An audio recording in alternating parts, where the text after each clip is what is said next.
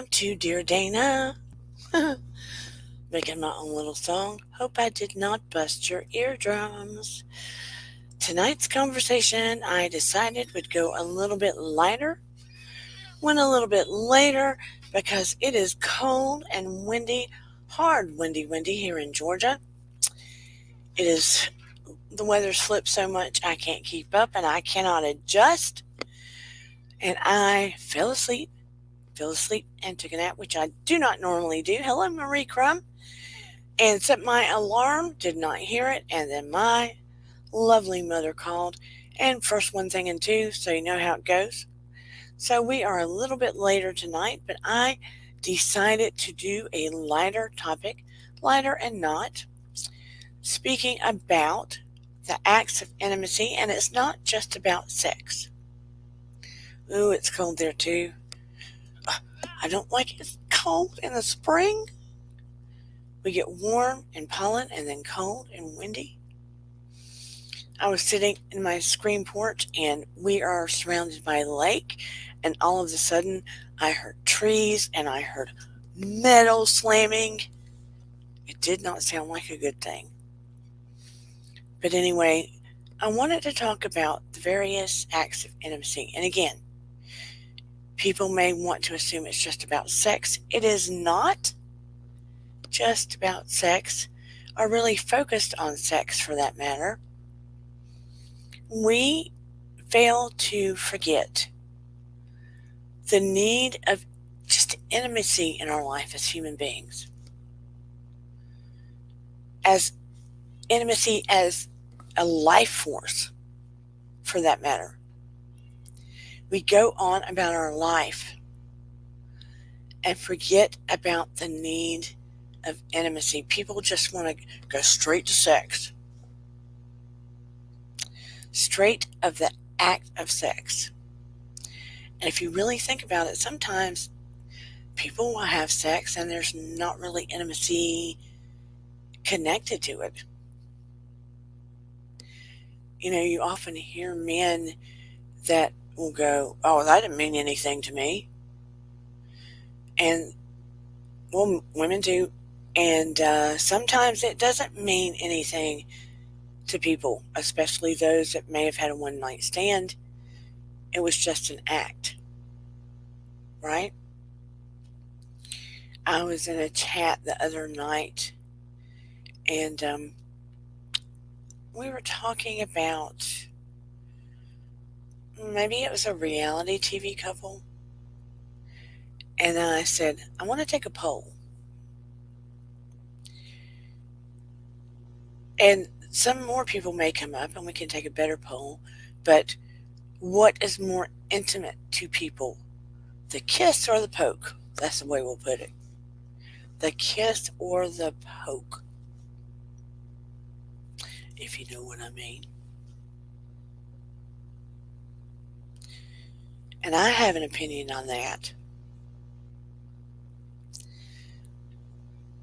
But I was having another conversation with a friend today, and we were talking about all forms of connection between people and how people may interpret it. Marie Crumb says a kiss. Sheila Swan says a kiss. I say the kiss. Because there's so much more to me, emotion connected to it. People can do the poke and not kiss. I call it the poke. Not generally, I don't call it the poke. But that seems like the most that seems like the most GP way of saying it. No, GP. PG. I got it backwards. PG. So, and I was going down the rabbit hole more so in my brain today. Intimacy goes far and beyond the act of sex. And we seem to forget about that. There's intimacy within us just as human beings. That starts way down when we even come out on this earth. We need that touch. We need that hug. We need that human contact. And I'm about to break all this down. And I'm hoping more will drop on in this conversation. Because I might touch on some things that you forgot about, didn't think about. Maybe it's inside of you. Maybe you'll have an aha moment. And maybe you'll start digging around for something that you forgot you actually needed. Or maybe you'll be like, oh, I've been going for this when I really needed this. Hello, Jessa T, please. So happy to see you here. Lovely soul that you are. So happy to see you here. But before we go a little further on this, I'm going to drop my intro before I forget. So here we go. Bum, bum, ba-da.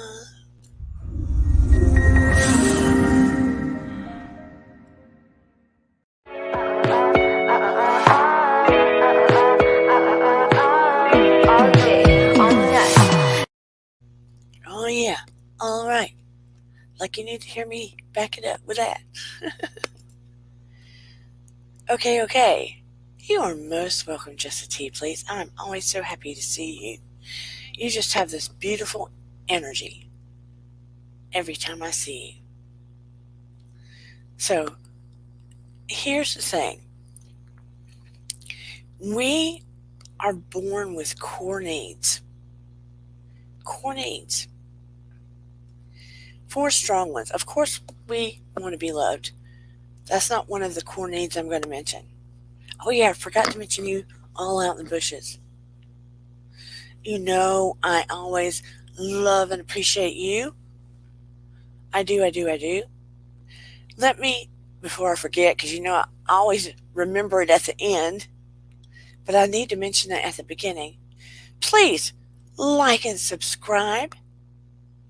I notice when I look at things, often there's a good 40-something% of you who I really, really appreciate deeply in my heart that don't hit the subscribe button.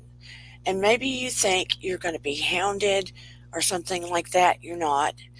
Or you think it's going to cost you something. It's not. It really helps get eyes on this channel. So more people that want to talk about psychological subjects, spiritual subjects, social commentary, different things like that, can know about this channel and drop in on the conversation. That's it. So you would be doing me a huge favor, and I would have so much gratitude and love if you would hit the like and subscribe. That's all. And I am so bad about mentioning it. So I would greatly appreciate it. Thank you. So on with the conversation. We have 4 basic core needs: to be seen, to be heard, to be understood, and accepted. Seen, heard, understood, and accepted. And that starts from the very beginning. And you naturally see it in babies and 2-year-olds when they're tugging at their moms. Mama, look, see this? No, that's not what I meant. And then we have all that need to be accepted when we're in elementary school, middle school, high school, etc. And that goes on throughout our life. But we're quieter about it, right? But let me tell you, especially according to Dr. Sheffel, our greatest intimate act, and I have mentioned it before when I have said unconditional positive regard from others. I've said it in that way, the need for unconditional positive regard. That's another way of saying being accepted.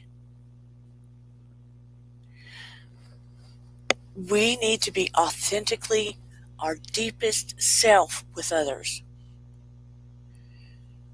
Authentically our deepest genuine self with others. And have them love us anyway.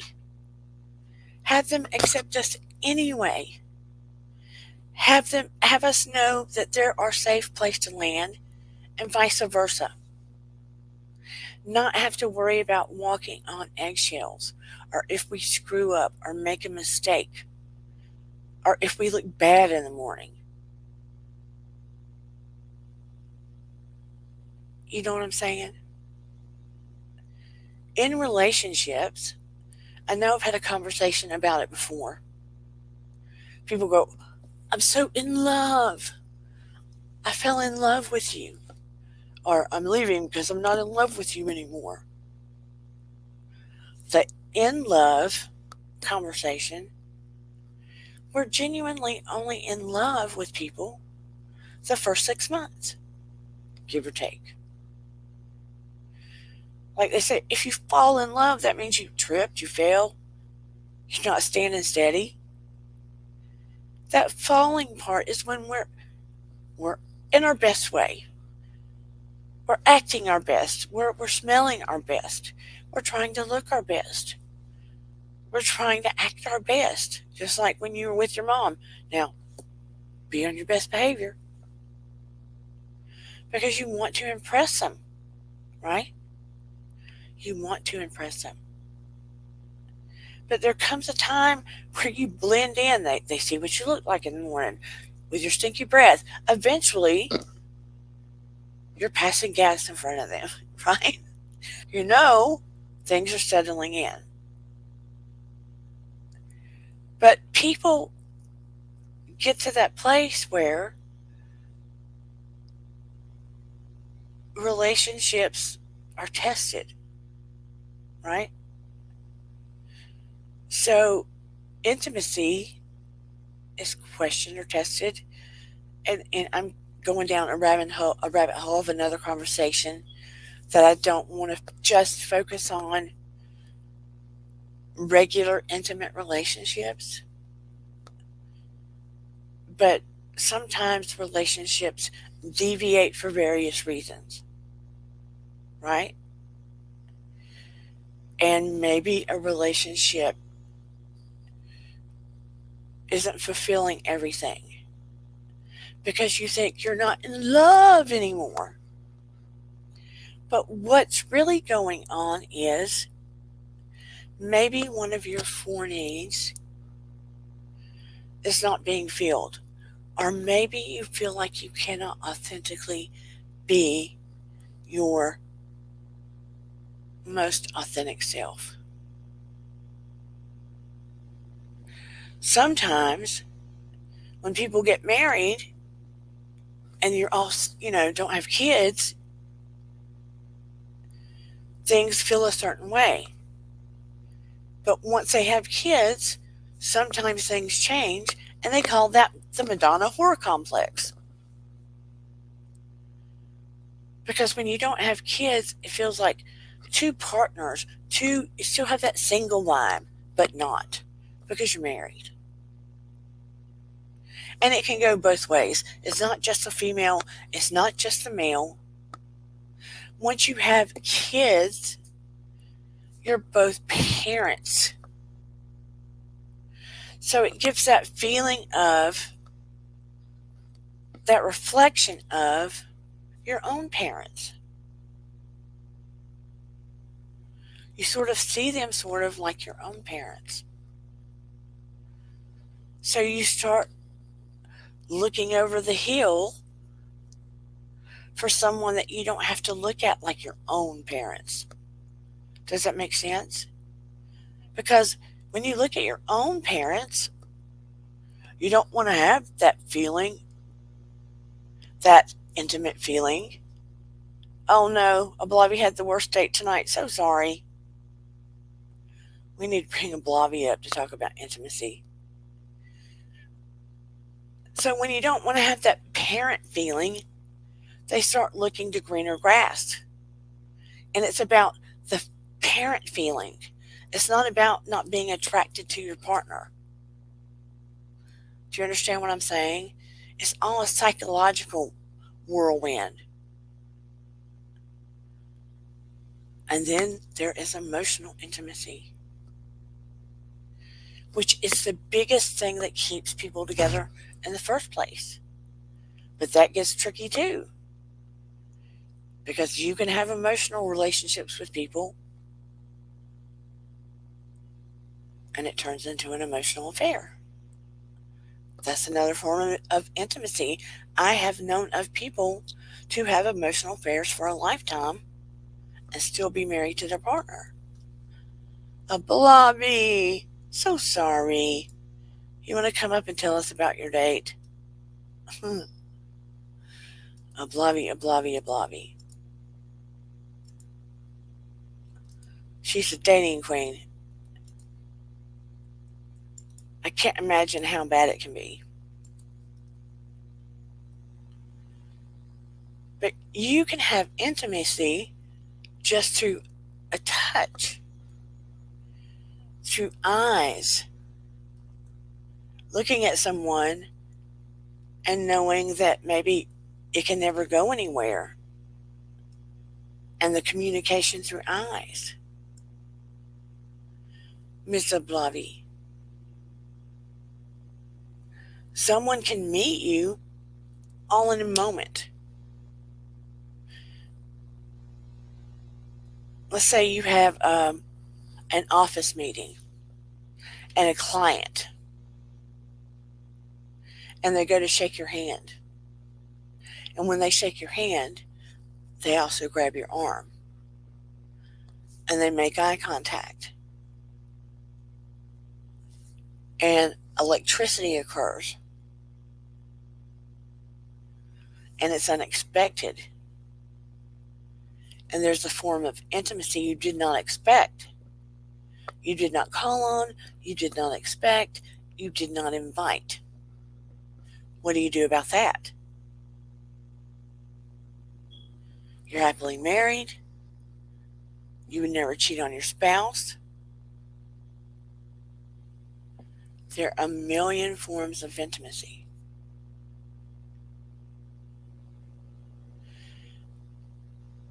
And then there are people that are married, and at some level, I don't know if it's because they get lazy or they get too comfortable, they get stuck in a pattern. And they don't seek out or work for certain levels of intimacy. I'm not talking about sex. I'm not talking about sex. Do you know certain levels of intimacy are so many hugs a day? So many hugs a day. 3 to 4 hugs a day we need. It can increase our hormone levels, help us sleep better, help our health. I need to look that up. Hell, I knew it right off the bat, but I can't remember. Do hugs help? Okay, let me pull this up for you to see. I'm going to share now. I dropped the link if you want to come up to tell us about your date, Ablavi. It's not that we would not be interested. My daughter's trying to pass through quietly. Oh, she's waving right in my face. She says hello. Love you too. My daughter. That's her way. Okay. How do hugs help you? So you know I'm not just BSing you. Okay. Who can see this? Okay, I'm going to read it because I can't read it on there. A hug lowers blood pressure. When you hug, touch, or sit close to someone you love, and it really doesn't have to be someone you love, your body releases oxytocin, which scientists call the cuddle hormone. This hormone can help relax and lower anxiety, which in turn can effectively lower pressure. It boosts heart health. Okay, I heard a bling. I heard a bling. Let me stop sharing. Here's a blobby. Here's a blobby. Hello. Well, hello, Miss Thing. How are you? Oh, it was so bad. It was so bad. And this is like the third bad date in a row. Oh, So tell me about it. we went out, right? Yeah. First of all, he did something I don't like. I don't like when somebody asks me to go out 2 hours before a date. But I was like, you know what? Let me try it. Okay. So, I have to get ready, go out. He spent the whole time talking about how his ex girlfriend left him and he's always getting cheated on by his girlfriends. And it just was annoying. Yeah, I wouldn't like that. And he was like, well, I mean, I just want you to, I don't care. This is a first date. No. But you know what I've noticed? Like culturally, we all date differently. And I've had to learn how to adjust to that. You know? Right. Like that's just something I never really, because I've dated people in certain cultures, I didn't realize how this is a curve. So where did you meet him? Actually, this one I met online in Starbucks. Online in Starbucks? Mm-hmm. Oh, in a Starbucks line? Yeah. Yeah. I met him because I was getting a puppuccino for one of the dogs I was walking, and he was getting a puppuccino. Yeah. And so he was like, "Oh, I'm getting we were just, making slide talking about how we go to the dog park. He's like, "Hey, we should, go out." I was like, "With the puppies or with not the puppies?" Like, "With not the puppies."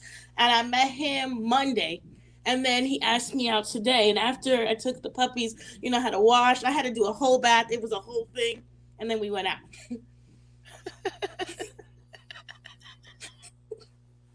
So did he take you and pay?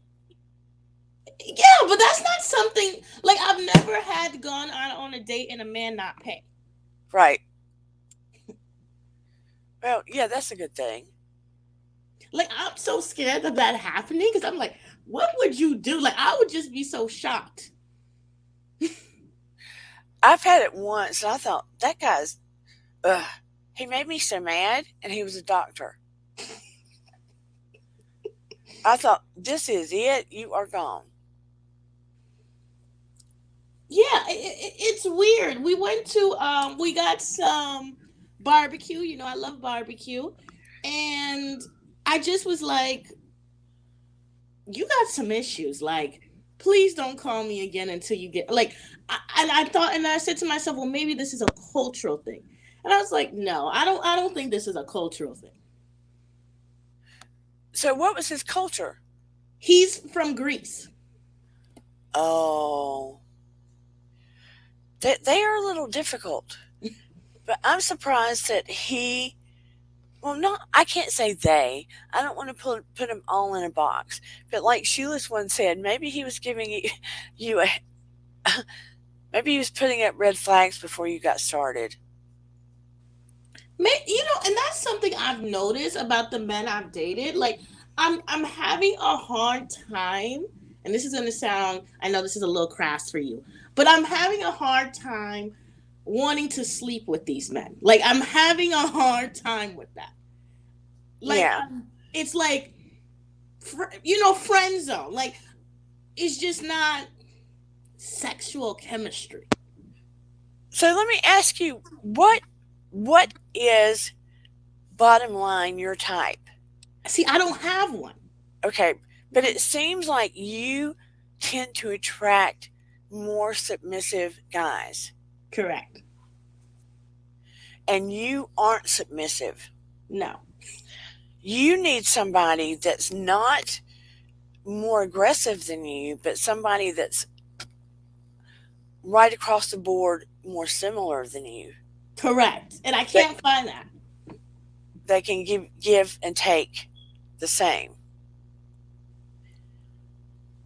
So I don't know why you're attracting, because it's almost like you attract guys that are a little bit intimidated by you.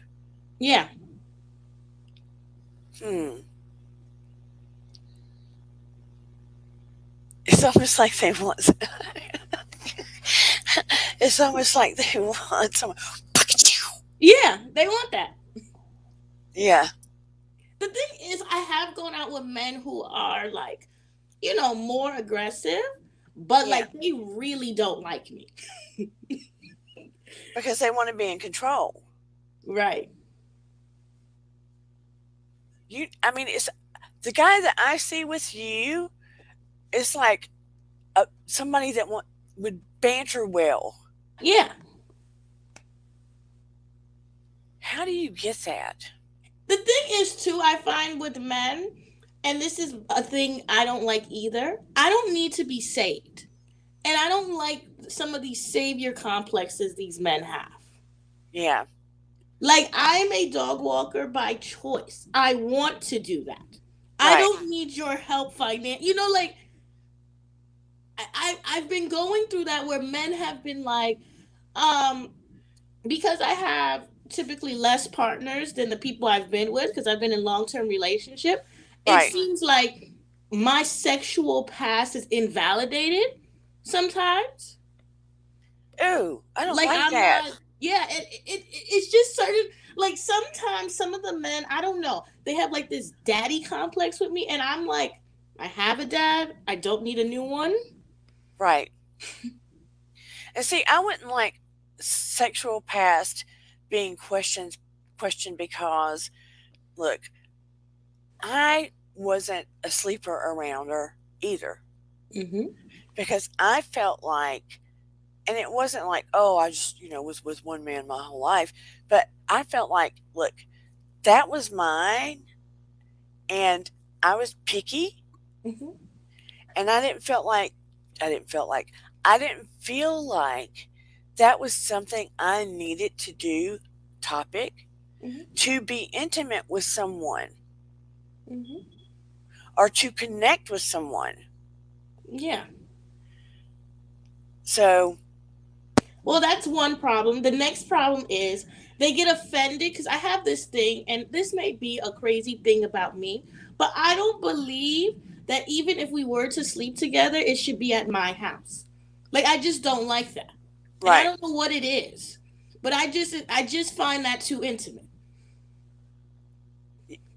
Yeah.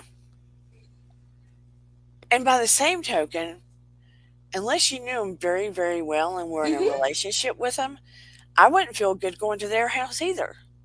That's what I say, and I'm like, a hotel is a happy medium. True. Because going to their house, I mean, they could kill you. Exactly, and they're not getting that. I'm like, do you see how many women have died on these apps? Like, I just can't come to your house, and I don't want him to know where I live. Right. Like, call me paranoid. I don't know what you do on your free time, and your prison record only shows me if you've gotten arrested. It doesn't show me the nefarious things you've done. Right. It's scary out there, period. Yeah. I'm not going to lie. I mean, I definitely would be running a background check these days. But even when you run a background check, right? It Yeah. only tells them when you've got caught, right? So if you drunk drive and you just never been caught, True. you're dangerous to get in the car with, but I don't know. Like there's just certain things. Yeah. I definitely wouldn't get in a car with anyone I didn't know well for a while. Exactly. And they're getting upset with me because they're like, well, a hotel cost. I'm like, hey, we can go Airbnb. You pay for one, I pay for it. But I'm not comfortable with you in my bed. I'm not comfortable with you knowing where I live. I'm not comfortable with you in my neighborhood where I see my friends and my family. I just think that's too intimate. Yeah, I mean, these days, I would want my friends to know where I am. Sheila's one's going to come up. You will love him. Come on. Come on, Steve. Hello. Hey, Hello. Am I being too G'day. How are you? picky? are you Am what? I being too like I don't know. I sometimes I'm feeling like maybe I'm acting a little crazy, but I'm just not comfortable with it. What do you think, Steve? Um, the first thing that came to me was I think sometimes as we all get that little bit older, um, we like to be in control of our scenario. Yeah, Um, and and it's really easy to put up we talk about boundaries and stuff like that, but sometimes we put up so many boundaries on scenarios that we lose that ability for spontaneity and just allowing to see where things go instead of having to have things perfect all the time. right. That that's probably one thing for me that I'm just wondering. You know what I mean? It's um like I get we all have our patterns, like the whole thing of needing more than a couple of hours. See, I'm one of those spontaneous people that if I met someone and I've gone, hey, let's go out for a date, I'd go put on a pair of sneakers or something like that, so at least I had some shoes on my feet, and I'd be going out to a restaurant for dinner. I wouldn't care. Right. But she's in New um York. Actually really weird. I don't know why I'm not getting much volume. Blobby, aren't you in New York? I am, and I didn't even have an issue with the date per se. I just was like a little bit. When you say 2 or 3 hours, depending on where you live in the city, it can take me an hour to get there. It's not like, it's 10 minutes. And the place we met at was like 45 minutes from where I was. Right. But see, you're in Australia, Steve. She's in New Yep. York. She's in New York City. Yep. That's a little more dangerous too. Oh no, people are still people though, aren't they? Yeah, but okay. Think about your daughter. Yep. Hey, So I'm gonna have to see if I can come back on. I'm not getting much volume from you. I'll have to see what's going on here. okay, Okay, give us a minute. all right. I mean, I wouldn't worry about the guy that you went on a date tonight, but Mm-hmm. other guys, it's so tricky. I mean, you have to get a good sense of who you're with Mm-hmm. to make that kind of decision. But definitely not on the first date. I wouldn't. I would No, have to know the person really well. but that's the thing. Like, I find a lot of men want a pen pal, and I really hate that. Like, I Yeah. don't mind if you live far away, we have to text, but I have a few men in my phone that just like to text me. And I was like, listen, if we're not gonna go out, like, I understand you like talking to me, but this is very time consuming. Hey, Shan, have you ever connected with someone online, a blobby, that you got emotional sparks from? Yeah, and then I found out he was married. Oh, gotcha. So let me ask you about when you date, Mm-hmm. do you sort of just kind of, how do I put it, go through a list to see kind of what works? I wasn't, but now I'm starting to going out on dates, seeing more. Like, I've always said I didn't have a type, but as I'm dating more, I'm starting to see patterns in behavior I don't like. It might behoove you to write a list of qualities that suit you Mm-hmm. and sort of look for those qualities when you go through a list. Yeah, because I don't do that. I mean, if I go out with a guy, we have really good conversation. I just go out with him. But I've been having a hard time with like date three is becoming a hard time with me.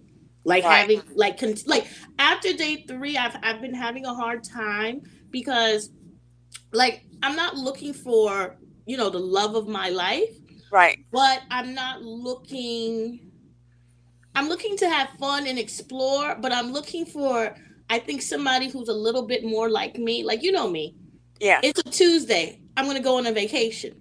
You know, like Yeah. I just have that like freedom. Wanderlust. Freedom. Yeah, laissez-faire lifestyle, and it's very difficult finding somebody that has the same lifestyle. Right. What if you did find somebody that just wanted to pick up and go with you? I would love. It would be interesting because I've traveled by myself since I've been 20. It would be very interesting to see and travel with somebody else. Now I ain't doing it every week, but if I could do it like once a month, it'd be fun. Yeah. Yeah. I could see that. But yeah, you're very wanderlust. I mean, I could see at some point that you might get to where you would want to settle down the Most road. definitely. But I was thinking, well, maybe I'm in the wrong market, right? Because the New York market, I've realized that I may be attracted more to a more rugged man, a more man's man, and that's just not a surplus where I live. Right? Y- Yeah. Maybe maybe you need to come to Atlanta. I don't know. I was thinking, I was like, maybe I need to go to Paris. Like, because Europeans have such a laissez faire. Like, for them, I've noticed when I connect with people, they're usually Europeans because we think similarly as into travel. Like, yeah, let's just go on a holiday. Right. That's something very difficult for most Americans. Like, let's just go. True. Well, we get so bound up, well, especially now, but we get so bound up in the box that we're supposed to do this and this and this before we plan to have fun. Yeah, I mean, the guys that I've been connecting most with don't live by me. Like they live in Michigan, they live in Chicago, they live in, the middle of Maryland. But like the New York guys, I don't know if I feel like when I turned 27, something in me changed. Well, what I liked in men, it did because like I used to like older men. Right? I used to like men who were a couple decades, and I'm not attracted to that now. But I'm having a hard time with men my age because, like, every man I'm talking to is almost 30. I need you to grow up. Like, I'm tired of Peter Pan syndrome. Be honest. If you have a girlfriend, be honest and let me go. If you are divorced, be honest. But it's always this game. It's always this, ooh, well, I do have somebody that I'm involved with. Then why didn't you say that? Right.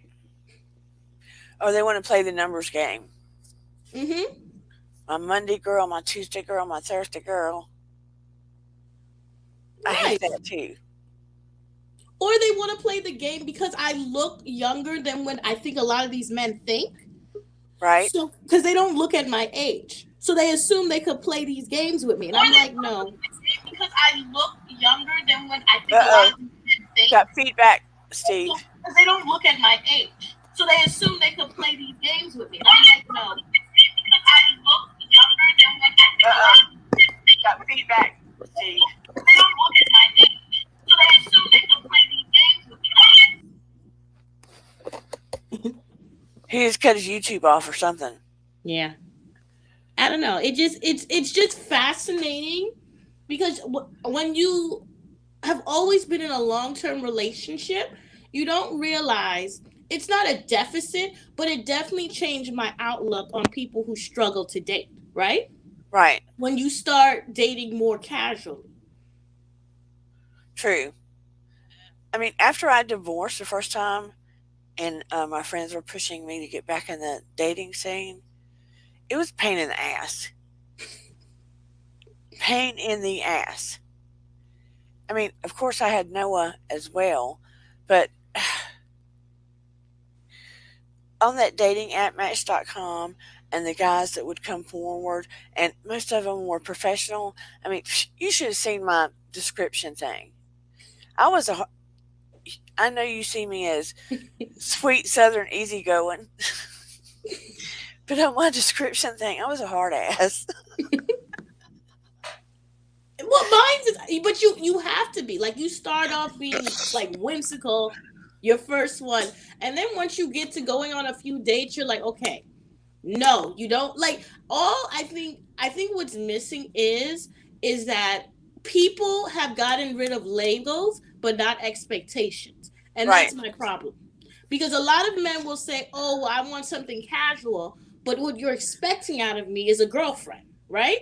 You're Right. expecting me to support you. You're expecting me to be there for you. And I've told men up front, I am not going to be dating you casually and you get girlfriend benefits. That's absurd. Yeah.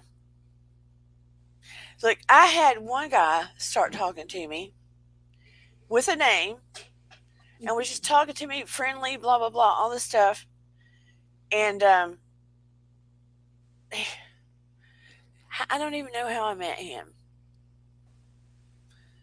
Maybe it was a dating site. I'm not sure. I had my pictures and everything. I had pictures of Noah. Look, I had pictures of Noah. I was trying to scare him off, and he used a fake name. I didn't know it, and put all this information. Wanted to meet me, the whole shebang. Met him. Look, he was a television weatherman, and he was uh, like real attracted to me and everything. But look, he changed his name because he didn't want anybody to find out he was our local Atlanta television weatherman. And he'd been talking to me for a while, and I'm very intuitive, you know that. So I said, "Look, you're married." I didn't know he was married. And I said, "And you have two kids." He goes, "You're absolutely right." Well, I don't put my name on it either because my name is too unique. And Right. I don't and so I don't put it. And And I because said, "Yeah, go ahead." I don't put it because I don't some men have very stalkerish tendencies I've picked up on. Like they ask too many personal questions. But he did it because he was a cheating. Yeah. And I said, "What are you doing here with me?" And he goes, "Because I want you." And I said, "Well, your wants are going to kill your ass. I mean, go home. Yeah. Go But home. You don't." I do attract a lot of married men. I do. And I keep married and men who might as well be married. I remember this one guy. We were having conversations and we were just hanging out as friends, right? Yeah. He tells me like a month later, "Oh, I have a live-in girlfriend and we bought a house together."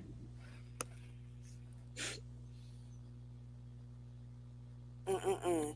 I mean, some guys just want mistresses and stuff, you know? It gets bad. I go, "Well, would you be okay if she did this to you?" "No, but it's different." I'm like, I'm not cool with all that. "Oh, well, this was my favorite one. Ready? I'm I have a girlfriend that I really like.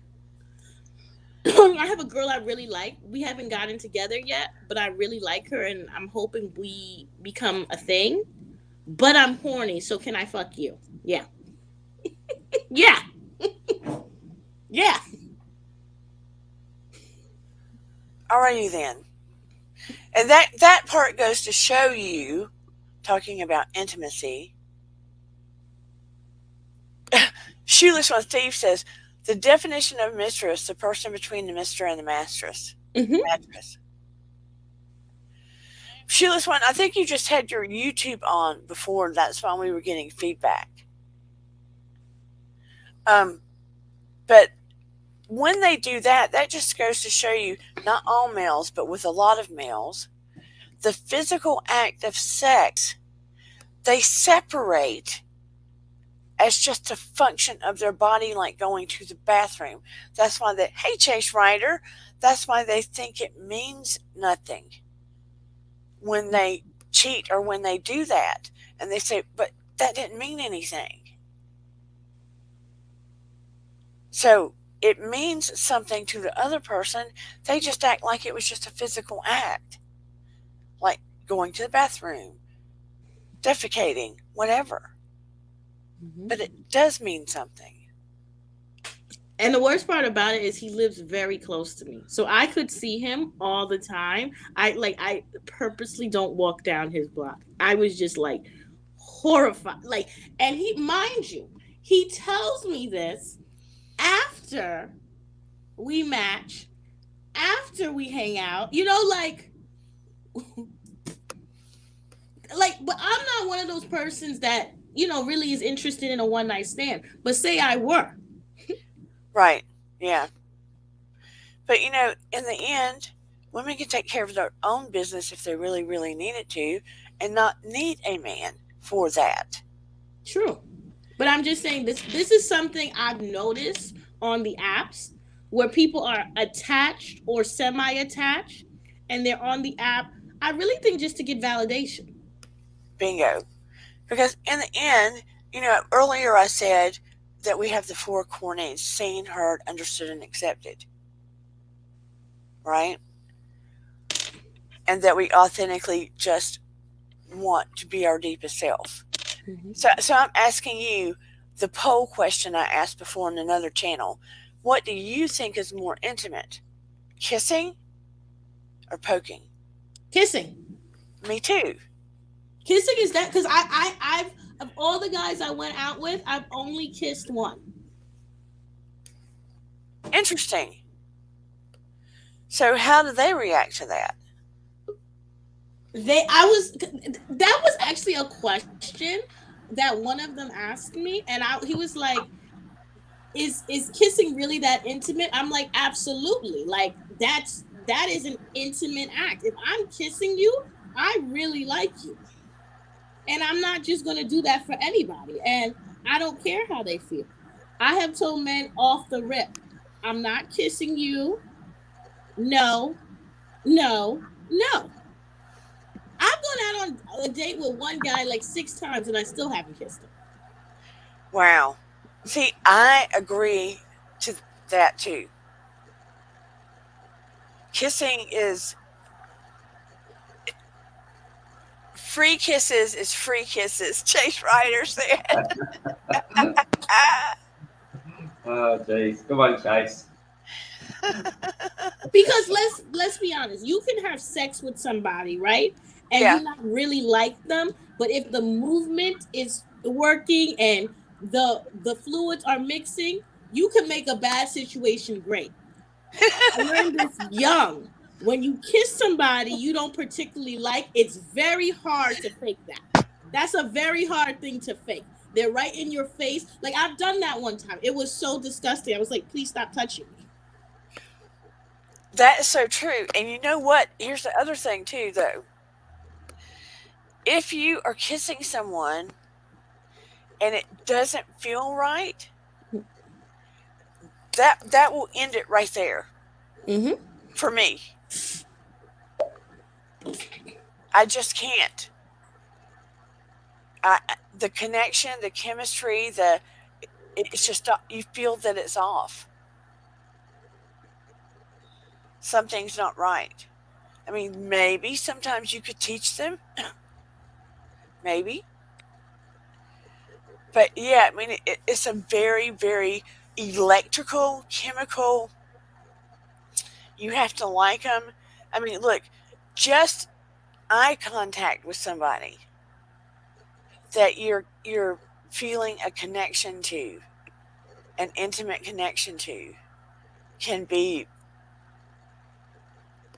explosive. Have you ever had that with someone? Yeah. And then I started dating them. Yeah. I was talking about earlier.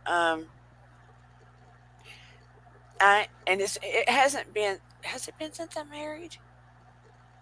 Okay, I lied. I lied. I lied. Okay. When I was married to Doofius, my first marriage. Oh my gosh. Okay. Which was a bad marriage. Bad marriage. And I didn't cheat. Um, I was working it was before I finished my master's. I was working at a record store. And like I said, it was a bad marriage. This was pre Noah. Um, they brought in a new, he'd become an assistant manager. Oh, God. Okay. They brought him in at one record store, and I ended up working for. I can't believe I'm good. Okay, this is story time. Oh my God. Okay. I worked at one record store. It was called Turtles Records. I don't know if anybody ever remembers those. And I was working at this record store, and he was assistant manager. And when he got hired, he looked like a young Robert Redford. I don't know if anybody knows who that actor is. He looked like a very young Robert Redford, but better. And something about him and I couldn't explain. We were friendly with each other, but when we would look into each other's eyes, it was inexplicable. There was just like this chemistry, right? And we never did anything. And I kept wondering, is it just on my end? Because it made me real uncomfortable. Have you ever wondered if it was on the other person's end too? But I mean, it was always like real explosive, and I could feel it through my body like lightning. And I was always real uncomfortable. And I would try to avoid him. And he would always talk to me and stuff. And we'd make that weird eye contact, and I would just like avoid him. But he ended up, no, I ended up, no, he ended up leaving. And he asked me, should he get married? Which I thought was a weird question. And she was beautiful. And I said, no, I don't think you should. Because I had a weird feeling about it. But anyway, he ended up leaving. Later, he got married and ended up divorced. Mm. Fast forward, I moved to another city, and he ends up the manager of that Turtles and tells me he thinks I should come work for him while I was getting my master's degree, and I did. And how did that go? Same problem, and I was married. Same problem.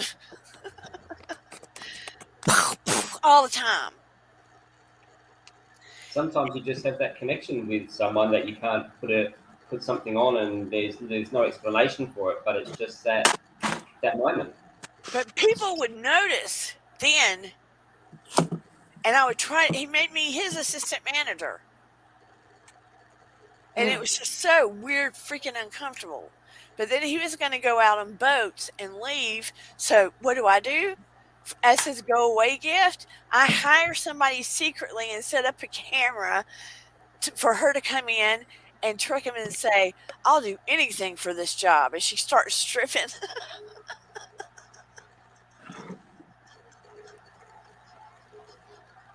She doesn't get entirely naked, by the way. She has a swimsuit, but it was a gag, right? So we video it. It was just a funny thing. And he gets beat red, and I tell him I do it. But yeah, that was the closest thing I could get to, yeah, whatever. And You that's know, me doing it. Anyway, that's my story. So I was just going to ask, because it's like, see, for me, the eye contact, the touch of the fingers, and that kiss is just so freaking special Uh, that I it's sort of like a how do you put it? It's there or it's not. And it's not the case that you end up having to go out on multiple dates or anything like that to develop a relationship. If you get that spark, I call them the butterflies because that's my thing. You just know it's just that something special, and you might only find it a couple of times in your lifetime where you just meet someone and you I trip over my words and become a blubbering mess on the freaking floor, and I don't know what to say to someone. It's just hard to explain other than it's something just so powerful that you just can't put a finger on, and it can just be someone that you've met for the first time. They can be 20 years older than you or 10 years younger than you. There's no age thing on it. It's just there's just a connection. You know what I mean? But So I love my husband dearly. Let me say that first and foremost. But just telling you guys that story, I was like feeling that again. Isn't that terrible? Mm-hmm. no, You are so. I wouldn't say online dating is awful. I would say it like this: expect nothing, and you will always be like. Don't expect to find your husband. Expect to find somebody you can text for the next 3 days. But I found my husband. You did, but I'm saying, remember the toad? Like most people don't give it, I think, long enough. I think most people give it about a week, and like that ain't long enough. Hello. Hey, Ladybug! it's a bit scary when they pop up from there. Yeah.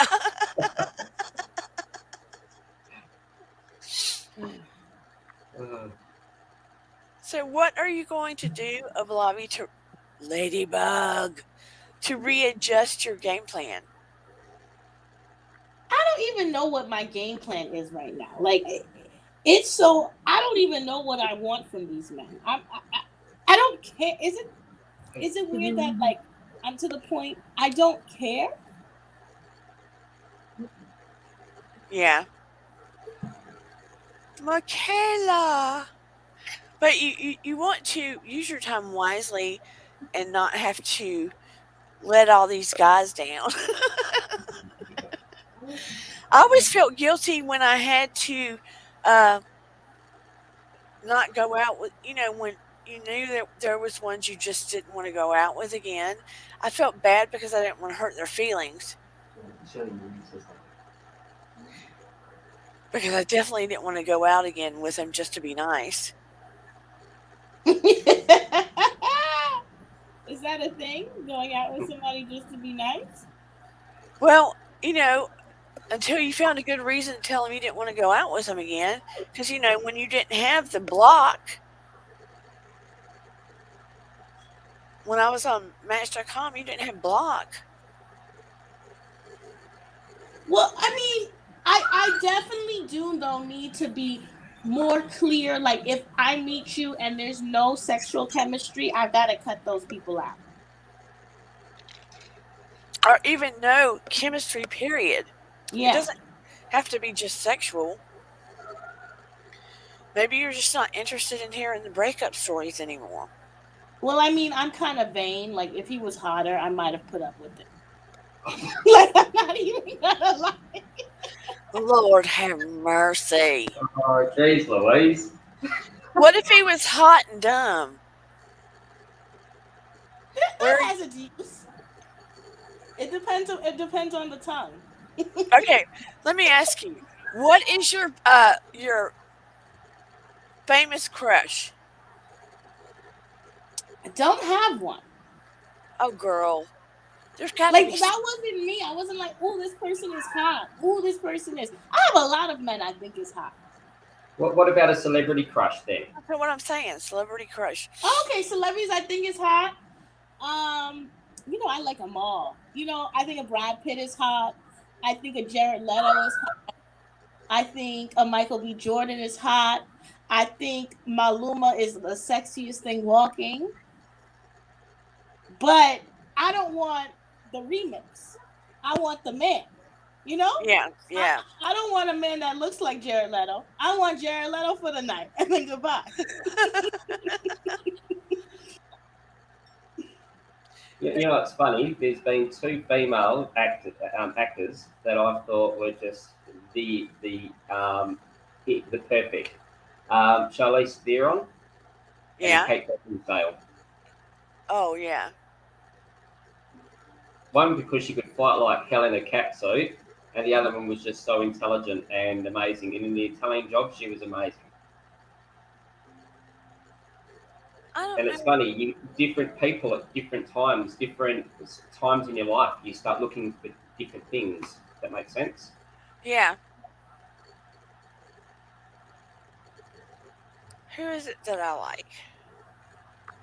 But like, did you ever date based on the celebrity crush? Like the celebrity is like a nuance, right? It's not somebody that like you want. It's somebody you want for the night. So is that like really fair? Like, is that really fair to use? Like, I find Jared Leto hot, but he don't drink milk and he don't eat cheese, so it ain't gonna work.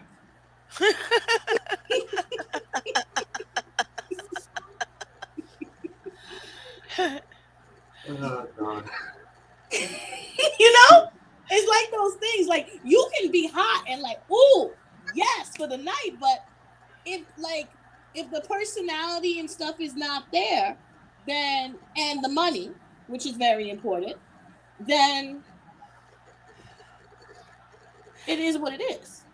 I like Keanu Reeves. But do you like Keanu Reeves as a whole or as just how he looks? I like him as a person. Okay. But is that your type? Is that what you go for? I think he's attractive and I like him as a person. What do I go for as a man? Um,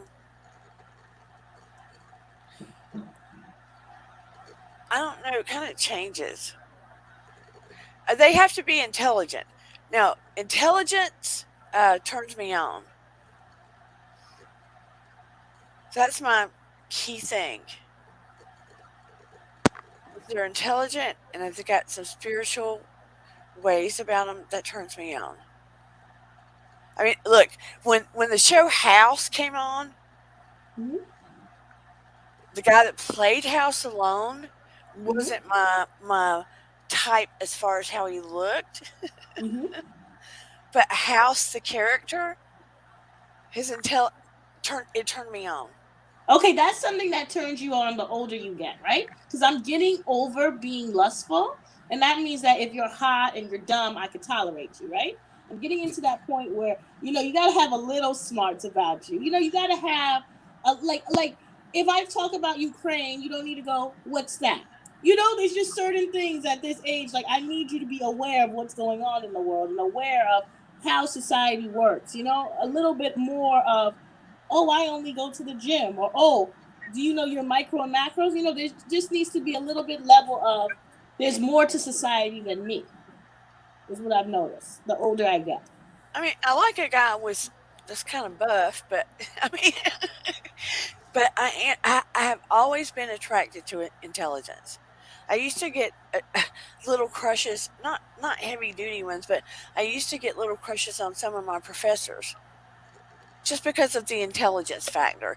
But it's not something I would go chase them down for.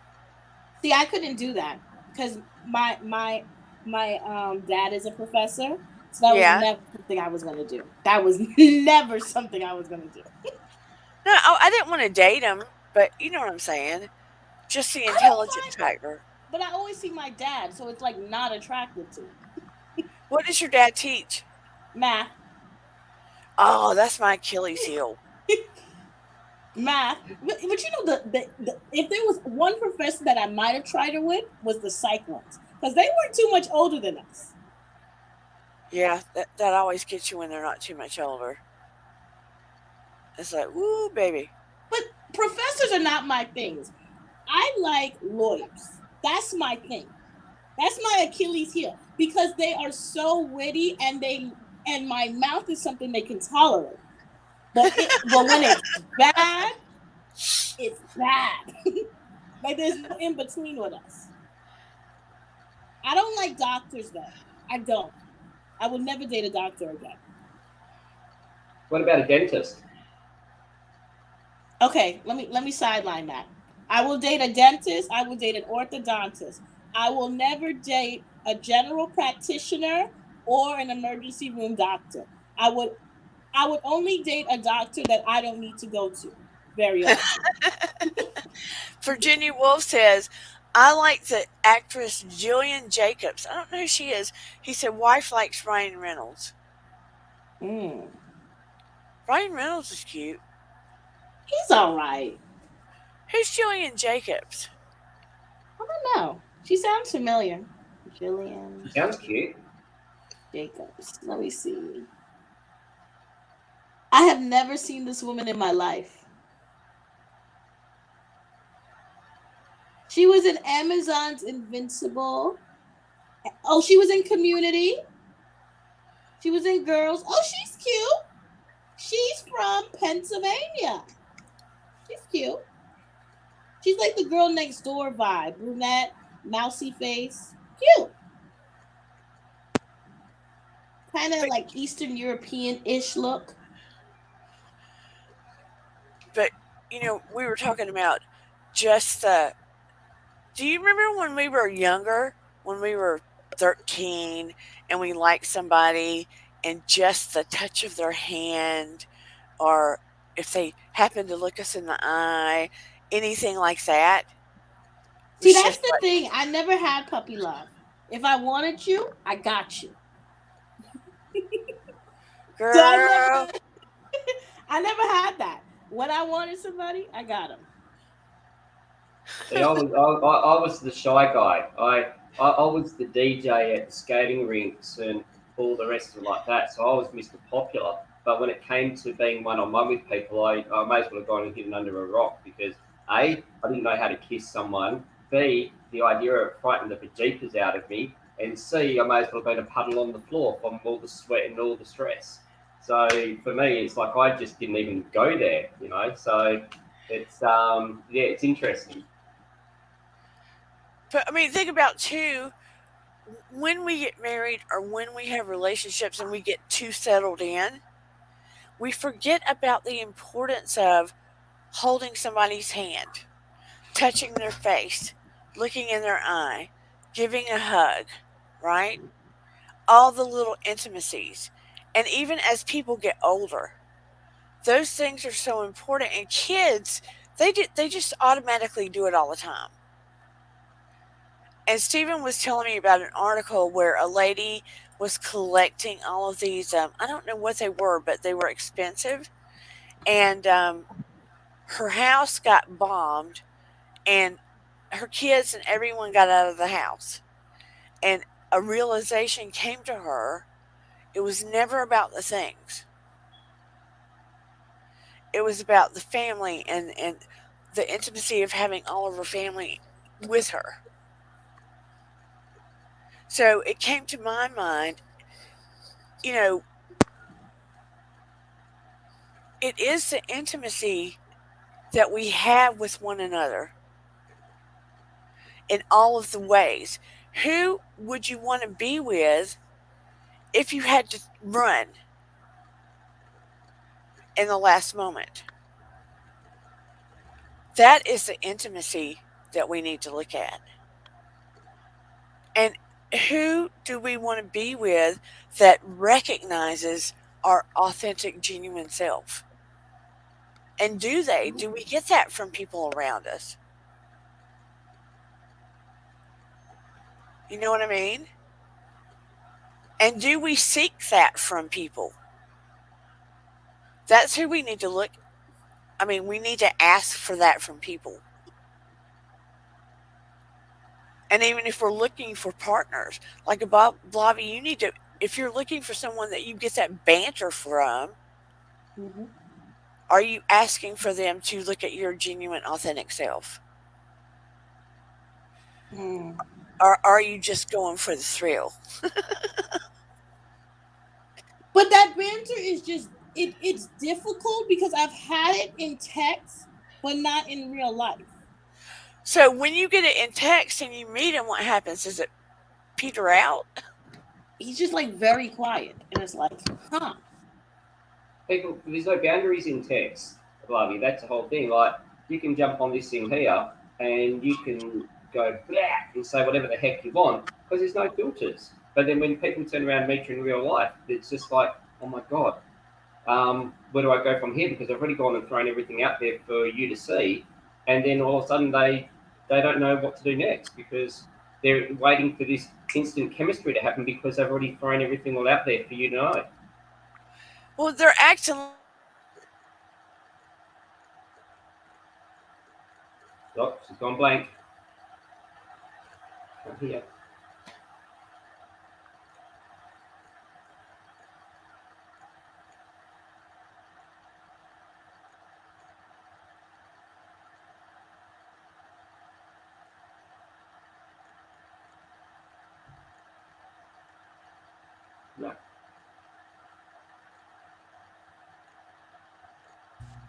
Can you hear me now?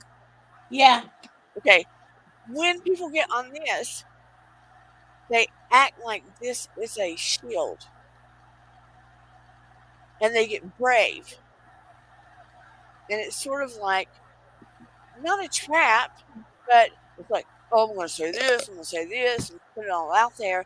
And then when they see you face to face, it's like they get scared.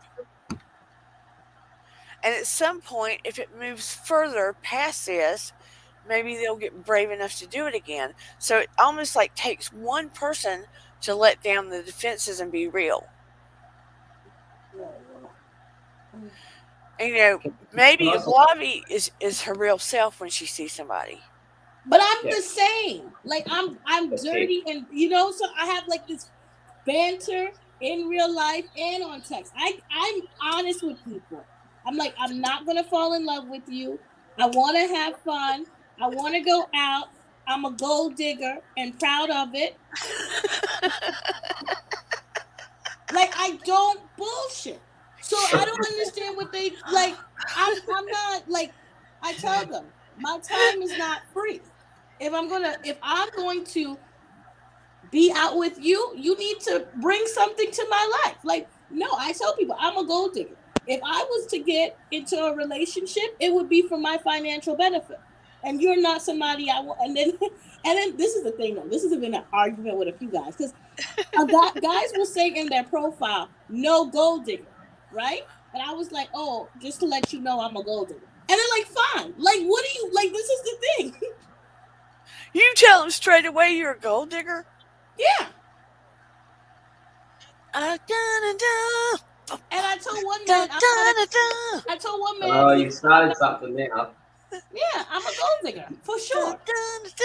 Ain't nothing but a gold digger. Da, Can, can, da, I, can, I, can, I, can I say one thing though? Like, you know, it's all, and I love um I love your honesty. It's like it's awesome. I find it so refreshing, and I think it's awesome, and I appreciate it because there's a lot of people that just wouldn't dare even go the way that you do. It is. I'd never hear an Aussie chick turn around and say what you've ain't said. nothing but a gold digger. Yeah. But but what happens in another 10 years when you still haven't found what you're looking for? See, I'm just this is, asking the question. you know what?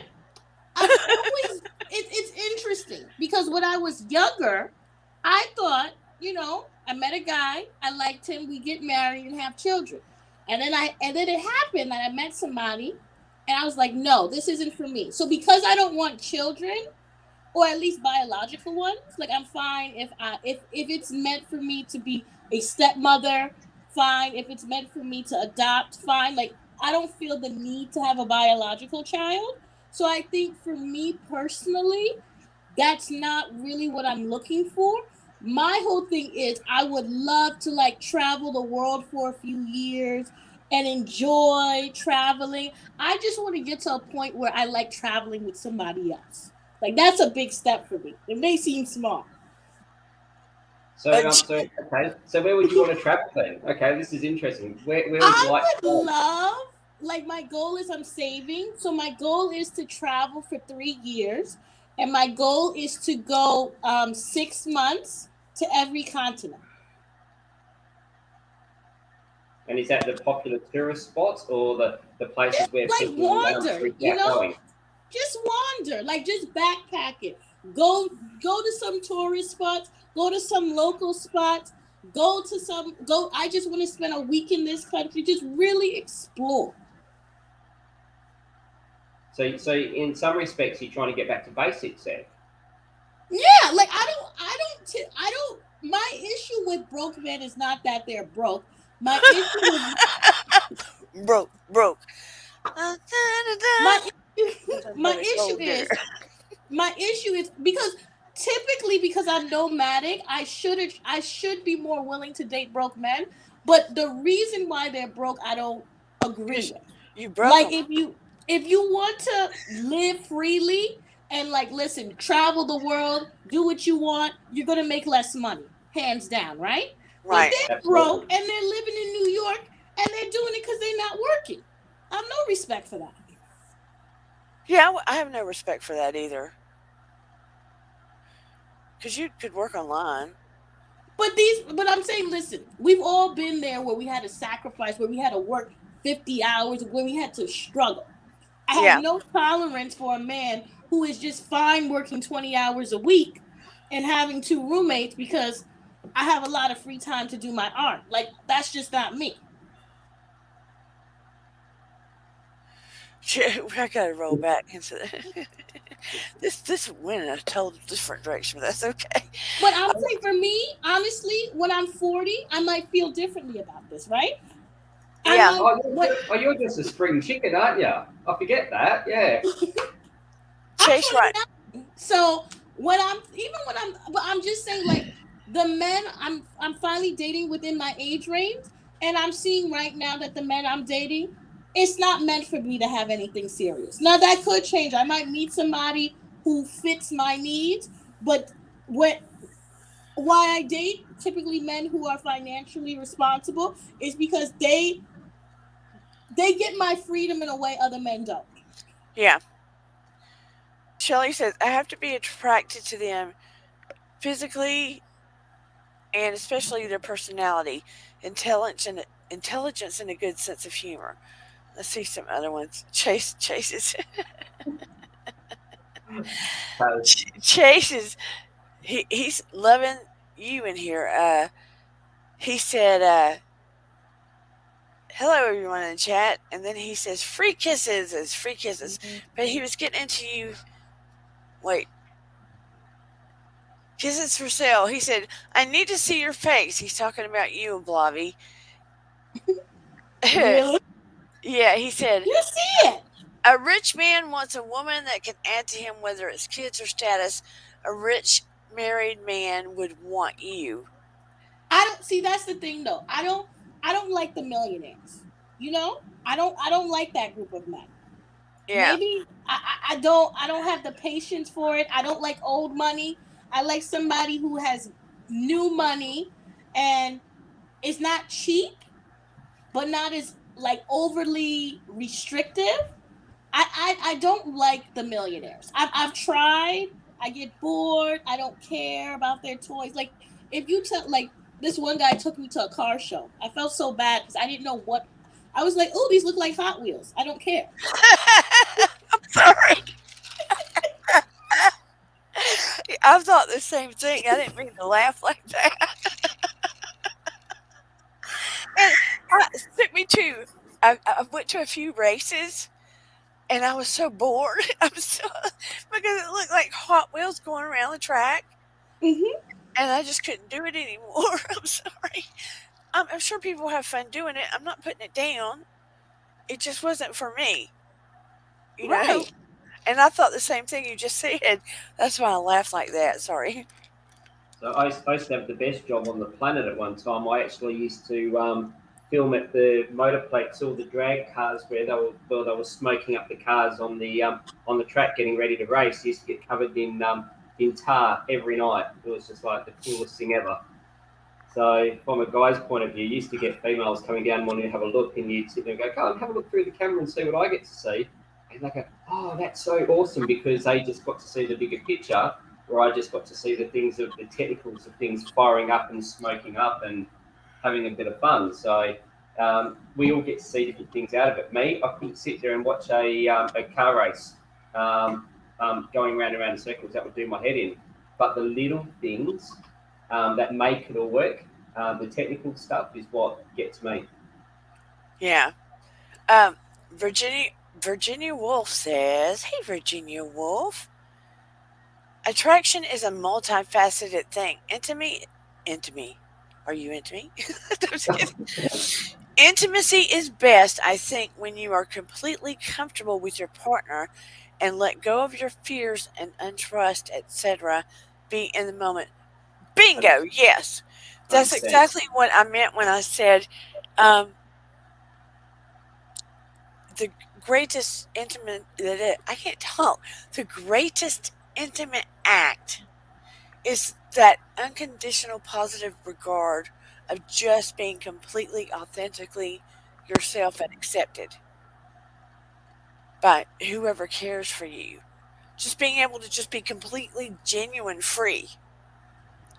Because I think that when we go out in public around people, how often do you feel completely yourself, authentic?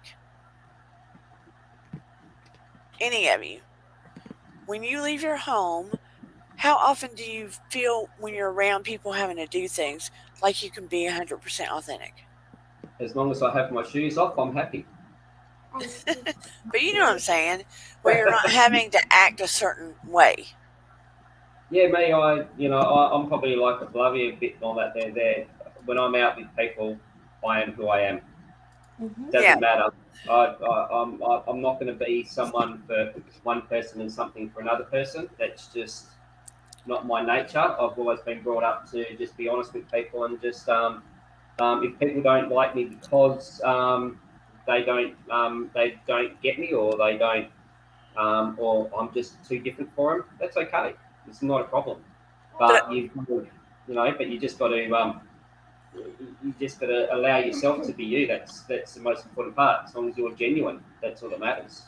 there are components of us like when I was younger, I felt like I had to be a people pleaser I think we all and do. follow all the rules and you know what I'm saying?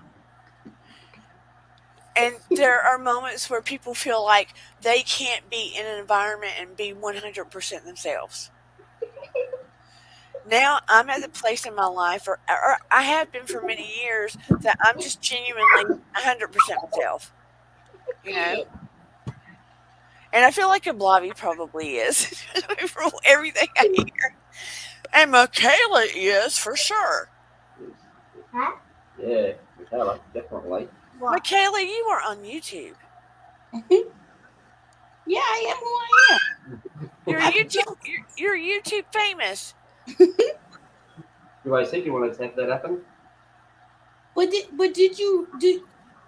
I realize people are not who they say they are. Like I text how I talk to everybody. Listen, I talk to my customers like I talk to my friends. Yeah. Yeah.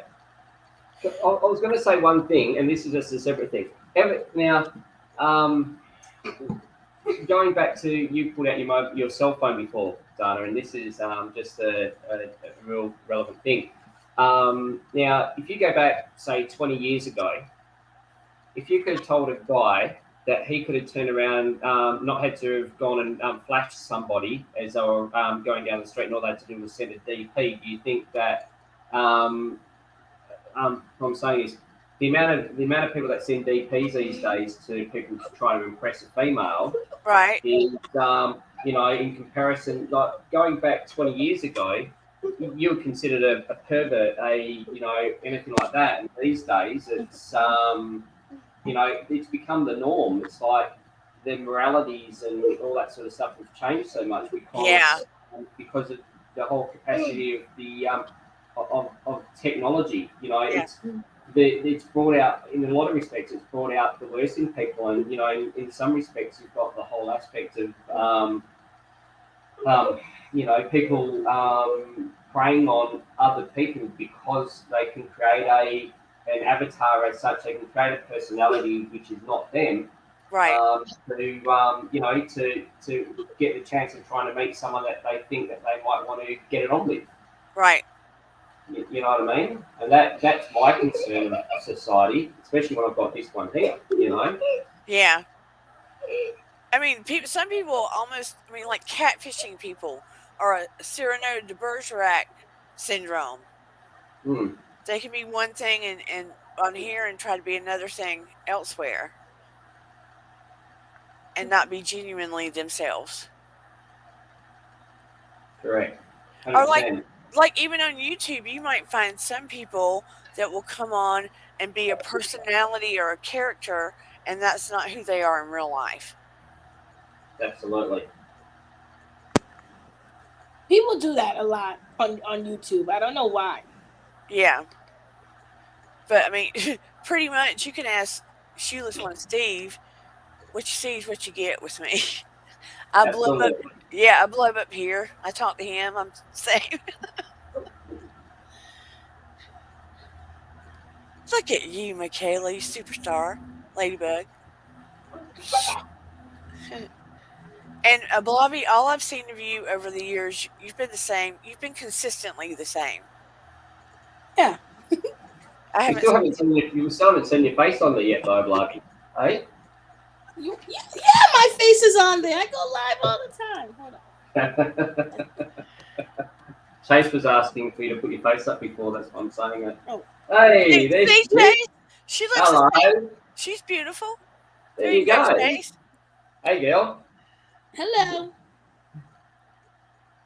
So yeah, so there you go, Chase. You've got your answer there. You can see her now.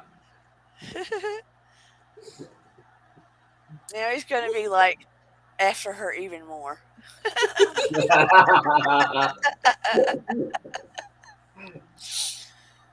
Uh, but But it's yeah. So look, it's the whole thing. This whole intimacy. We all have our different needs and our wants. As I was saying to you yesterday, when I was in high school, this one. Actually, you can hop for a minute. Hang out the hallway. Go watch TV for a minute, please. Thank you, sweetheart. So when I was in high school, I was, as I said before, I was as shy as, couldn't turn around and, the idea of actually having a girl come up and kiss me, I literally would have just gone hidden under the closest rock I could find, and this one girl, I was what, 15, 16. She was probably one of the most beautiful girls I could have ever have met at my school. She was she'd been in my form at the start of the day every day. We used to go together and do our stuff, and she used to just sit there and look at me from ages away. I was the try hard wannabe cool guy, but I was really a bit of a nerd. And this girl walked from her house to my house. I had glandular fever. I was really sick.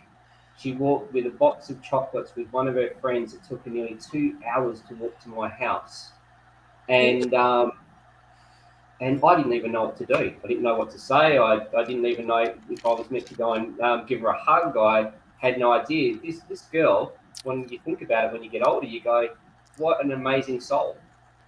And there's like those little those footprints and those memories that people can leave of you to you.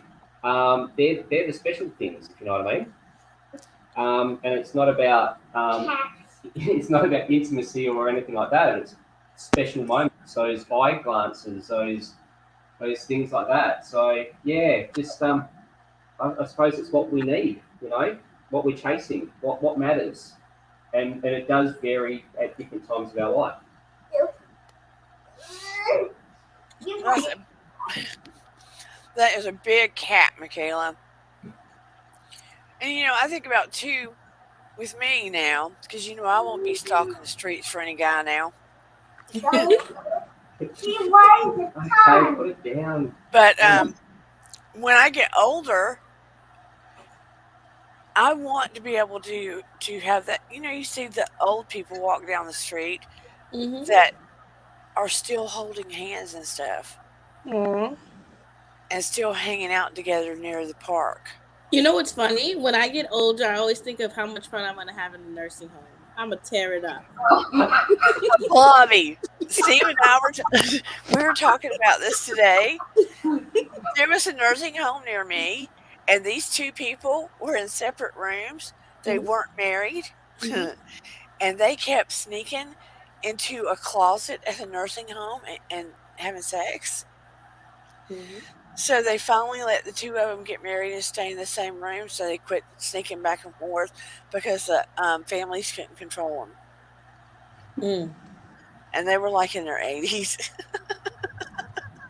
Of course, you don't stop the urge. They said the urge keeps going. So how are you going to tear that nursing home up? How do you know you're going to end up in one? Well, Because, honey, my savings, listen, I plan to live great when I'm older. I'm going to a nursing home and living well. I don't want to be living and getting subpar treatment with somebody's children. I want to go to the nursing home. Take me to the old senior citizen home, but get me in the Ritz one. The ones that, we eating caviar at 80. I there's one down deserve the my. street. There's one down the street from me. Eden was a younger, and it's so gorgeous. It looks like a big mansion. And Eden goes, she was Exactly. She goes, Mama, I want to live there. I said, Eden, it's, it's not what you think. Exactly. As long as it's a good 5-star one, we could do it. So how are you going to tear it up a blobby? I'm gonna tear it up. Whatever I can do with my hip replacement, I'm gonna do it. Oh, jeez. I was going to say you're going to need some Duracell batteries as well, mate. By the sound of Exactly. The back may not be strong, but it can still do what it has to do. You'll be like, hey, baby, let me bring that wheelchair over here. Let me sit on down. I want you to know something. You're going to hate me. I manifested you here tonight, Blobby. Because I knew there was no time to ask you. And I was thinking, Blobby needs to come on this show tonight. I said, it was a little late to ask her, but I was thinking about it and you showed on up. Yeah, I went on the date and then I came home. I was like, oh, that was awful. I was like, who's live? Because YouTube has taken over from like television for me now. Like I go, oh, let me go live instead of going to television.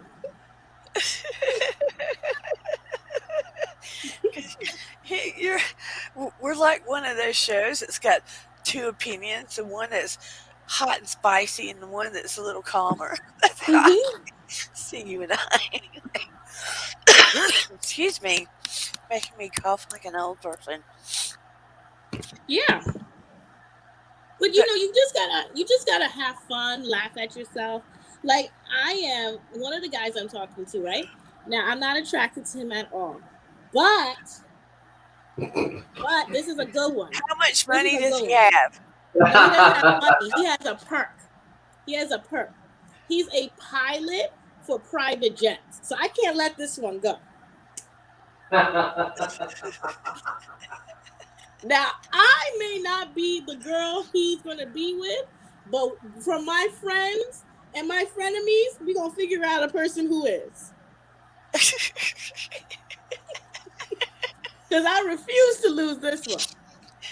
I met one guy. He's the manager at the Ritz in Portugal, the Ritz in Lisbon. So you know me.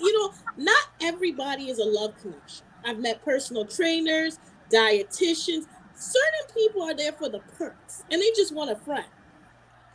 You need to create your own dating business. That's how you'll keep all of these in your Rolodex. Yeah. Create your own dating business. and you're the star. Because I feel like I can do a better dating app than this out here right now. So do it. I think the biggest issue with dating apps is they don't check how consistent a person is. Consistency is key. Consistent how so? Like most people on the dating apps aren't consistent. They want to text you once and then text you 5 days later. I think their account should be deleted. If you're not going to be consistent every 24 hours, delete. You don't delete. But most men don't necessarily text every 24 hours. It's usually 48. They do if they want to see me. See, you need a psychotherapist in the mix to help figure out how these people think for your dating app. Well, I just think that there's a lot. Like, for instance, Bumble is the worst. Bumble is the worst. I don't know who made that app. It is the worst app. The name is bad. It's bad, and it reads like the LinkedIn profile, right? And this is what I need men to understand. Like, okay, Cupid's like that too. I'm not answering all those questions and doing all that work for a one-night stand. It's not happening. Like, they ask you like 35 questions on OkCupid to see if you match and connect. I'm not doing all that work for a one-night stand. So get that out of your mind. Yeah, but it's sleazy if there's not enough information. But it is like over 100 questions you can answer. And the questions, like, just because you will say, oh, if I say something like, I'm a liberal, right? It doesn't mean necessarily that I wouldn't date somebody who's conservative. That's a good point. It should say, are you open-minded? Yeah, but how open, but see, even that's her. How open-minded are you? It should have a scale Yeah. from 0 to 100 with a slider on it. I don't know. I think different, like, you want different things at different times in your life, you know? Sometimes you just need somebody to crack your back. Other times you need some stimulation and conversation. Crack your back. Look, if it's just crack your back, go to a place that'll give you a happy ending. I've told men that. One man got very upset with me because I said, he was like, he wanted a one. I said, well, I have to see the connection. And he's like, and if the connection is okay, would we? And I was like, why don't you just go to and buy a hooker? And he got very upset with me. So, Or go to a massage place. because I think a lot of men think it's disrespectful for them to pay for it. Just tell him to sit on his hand till it's numb, and then he thinks someone else is doing it for him. Hmm. That would Like, do a the lot of job. men don't like that. I've noticed a lot of men. But I would be interested in talking, because I haven't met a man who likes buying women. I would be interested in talking with one of them, because all the men I've been out with are like, no, I want, her to like me for me. Like, there's that girlfriend element they like. They Yeah, like to be needed. but it's not really a girlfriend if it's conversation might not be meant for children.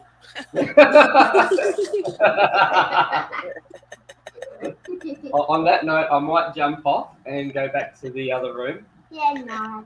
And No. yeah, No. no, but Steve just turned red. yeah, I have an awesome color red when it happens. So yeah, so yeah. Well, I might use that as a good way to jump off for a while. Okay. I met this person and they told me after giving me their number, I can't wait for you to call me. That was an immediate turnoff. Made me wonder if they were a gold digger. I think people need to look at a gold digger a little bit differently than the way they do, right? So I have to ask you this question, Chase Ryder. Says you meet this person and they told you after giving their number they can't wait for you to call them.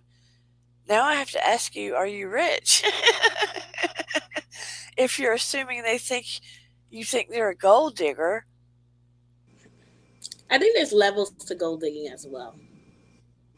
because I would never think that um, giving someone their number and saying I can't wait to for you to call me. Well, I think it takes, like, you have to know the contents and what you are doing, right? Right. I mean, if he's flying a plane, if I go see a doctor, I'm not going to say I can't wait for you to call me because it's inappropriate. But you would Right. have to know what they do for a living, or they would just have to. You would look rich.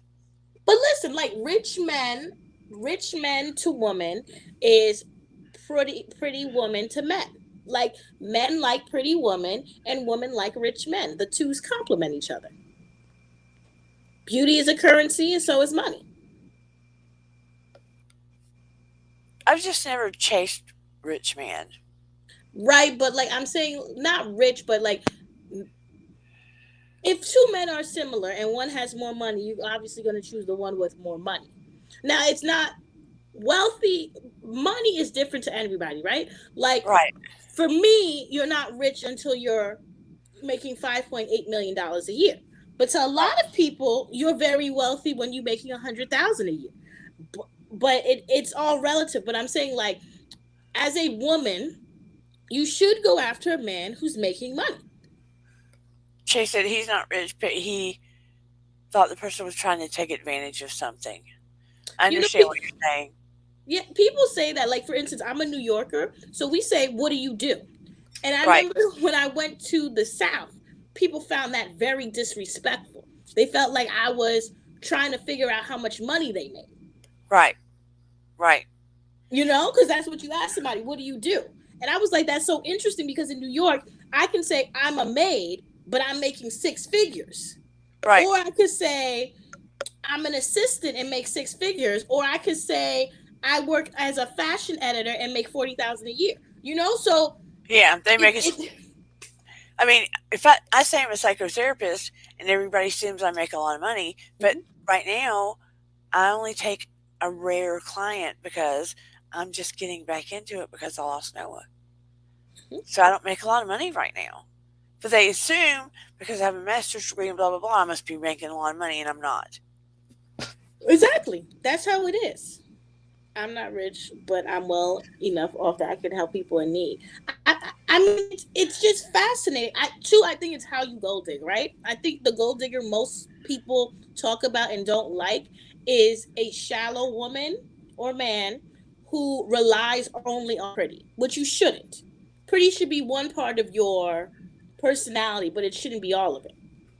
Hey, Miriam. Yeah, and it bothers me when people are able to look outside of the box, get their hustle on, try Hmm. to do other things, are capable of helping themselves, but they act like, do I want to use the word victim, are helpless, Hmm. and they're overly dependent on others to rescue them, like a gold digger. Hmm.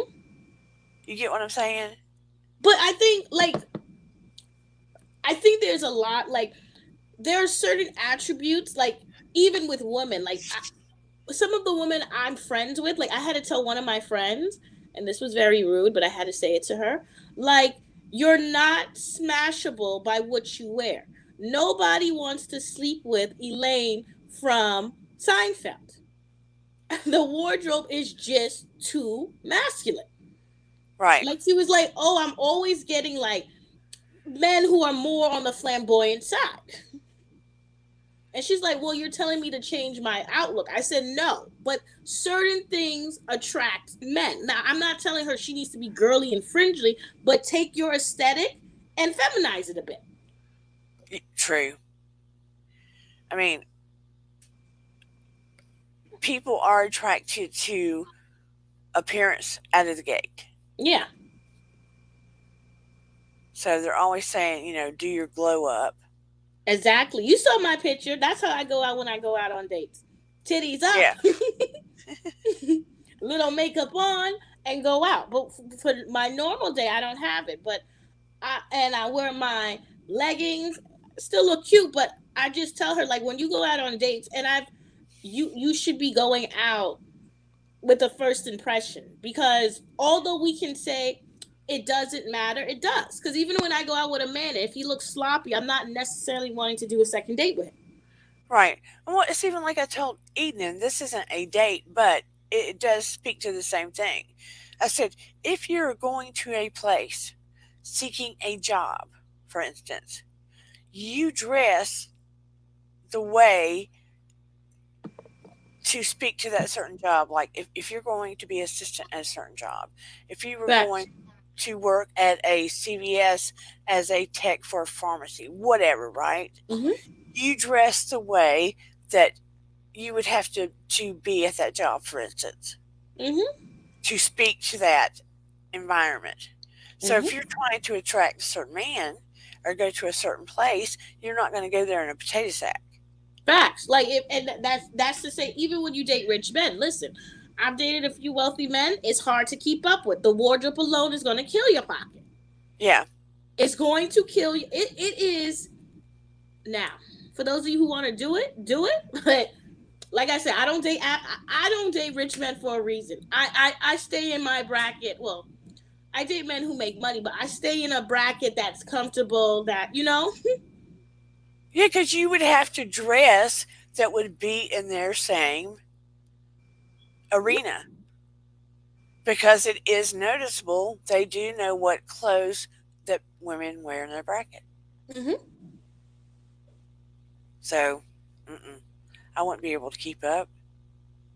There's nothing wrong with that, but I'm just saying with a lot of people, especially I think the way in which most people think of gold digger, they think of that woman who is financially trying to hustle her way into a better financial predicament, and she's just using her beauty, and she's using it in a way that's a little bit conniving, but also can be detrimental to herself. Yeah. Because also, beauty won't be enough at some point. No, like I'm almost 30, right? And as good as I look, I can't compete with girls who are 21, 22. It is what it is. Like, I'm just out of that age bracket. What their tits can do, mine can't. What their butt can do, mine can't. Like, it is not a bad thing. It's just that they are what our society see as prime. And even if you connect with those that have that much money, you have to at some point be able to articulate and carry yourself with that crowd, or you're going to fall on your face. Yeah. So, it just is like it's a give and take, right? Like, you can, and then the also thing when you rely on beauty, it becomes difficult. Like, for my friends who relied on beauty, and some of them married and did well, but the ones who didn't, they're having a hard time because that partying, that young fast lifestyle catches up with you. and it ages you fast. So then half of them are going under the knife. Mm-hmm. And it's a price to pay. Nothing is for free. No. Steve is laughing. He goes, "You're so forward, girl." But it's honest. Like, you if a man is, like, even men, right? Yeah. I've dated a few men who've made, not million, but they're heading there, right? I can always tell when we start talking what tax brackets he's in by just subtle things. Like, it's very often. But I find with richer men, it's not that they want to fix me, but they're very aware of details. Such as? Like, if I say, "Oh, I went to Europe, da da da da da da da," and I go, "Oh, I went in a hostel," right? That signals something to him. It's like, well, can she not afford a hotel? Yeah. How much? They try to, when I go and hang out with them, they try to figure out how much I'm making, and there are two of them. One set that wants to change my life and help me further my career, like that daddy complex. Yeah. A lot of them have that. And then the other one is, I hope she doesn't take my money. Right. Mm-hmm. So what do you do with the ones that act like, "I hope she doesn't take my money"? Well, I do the options thing. Now, a lot of people don't like this, but I don't care. I think a lot of rich men think that with me, they think that they're one in a million and that I can only get one. I make it very clear. You're one. If I want another one, I can get another one. And I rested assured. And that's the thing. Like, I don't believe in you can just get me when you want me. No, like, I'm not playing hard to get. I am hard to get. So do you end it abruptly? Of course not. But I might put him on the back seat and put somebody who's more interested in the front seat. If he wants you, he'll come after you. If he doesn't, he'll keep on moving about his day. So do you talk to your parents about your dating life? Yeah. What do they say to you? They're like, really? They're like, why don't you just get married and have children and have a baby? What do you say to them? No, I'm like, oh, I'm about to go traveling, but see, I mean, it makes dating difficult, right? Because I don't stay stationary, because I go on trips when I feel like it. It's very difficult to date somebody because, like, I might not see you again for another month because I'm just living my life, enjoying it. Right. So do you miss the emotional intimacy, the stability? No, I would get a dog. I would. I mean, they're more loyal. Yeah. And see, Look, I'm with dogs all day. I'm with somebody who loves me when I come and see them. They're happy. They wag their tail. I have that. Right. And I have that with my friends. I've never really needed that with a man. It's great if it happens, but no. And that is another kind of emotional intimacy that is fulfilling. Like I feel fulfilled already. If I find the man, great. I don't, but I just haven't found anybody where I really want to make the commitment of seeing you regularly. You know? Do you feel like women, particularly, have a different, more fulfilling emotional intimacy with their friends that men don't have? Yeah, I see that a lot too, especially as men get older.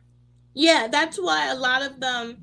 I think that's why a lot of them, even though they don't want to say it, but cheat. That's a good point.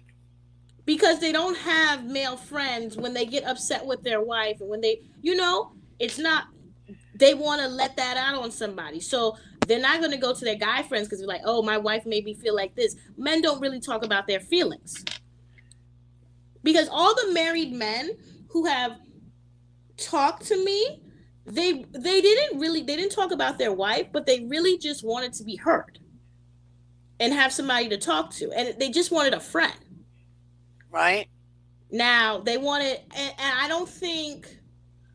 I think they saw that more as cheating than they did if they put their penis in me. Right.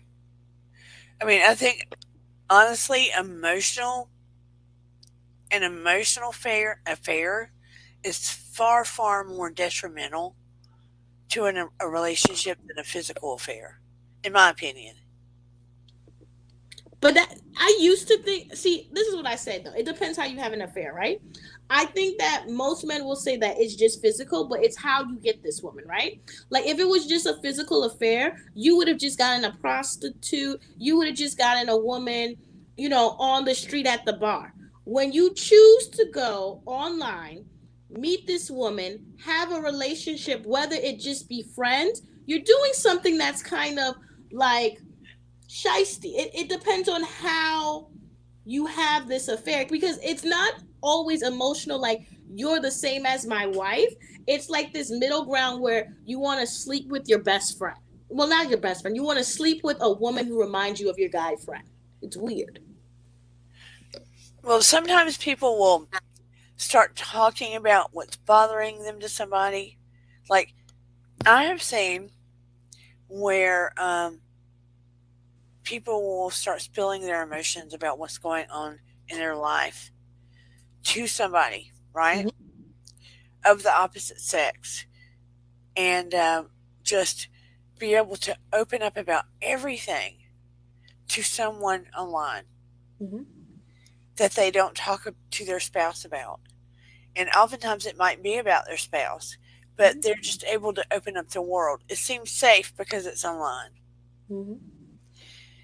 And then there sparks this deep emotional connection. And sometimes it might feel safe because they're in a far other place. Mm-hmm.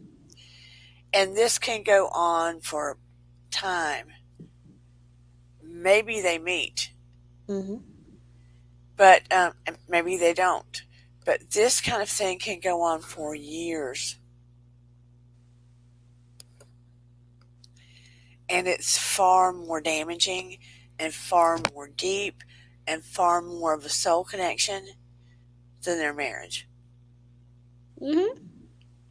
But too, you have to remember, not everybody's marriage is love. There's a lot of people who are in financial marriages. That's true. So which one is really a marriage? You're So gonna to hate me for this, but I've always said if I got married, it would only be for financial.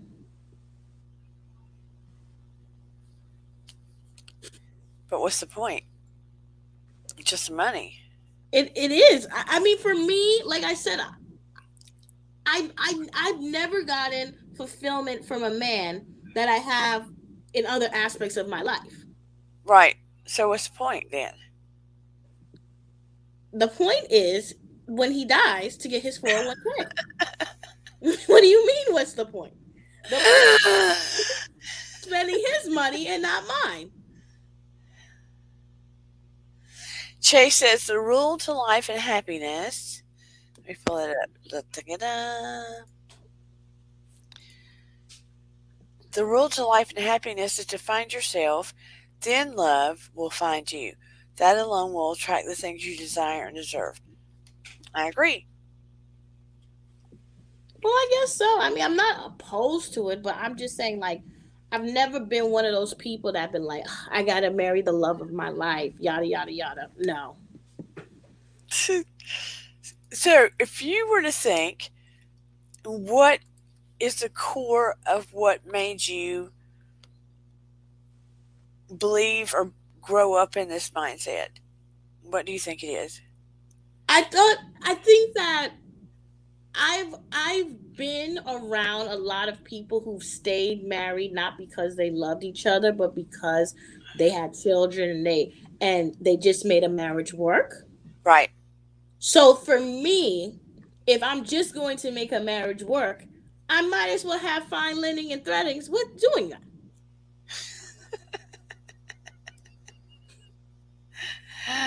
I see your point. Right? Because like even if I were to marry you for love, right? Even if I love you, right?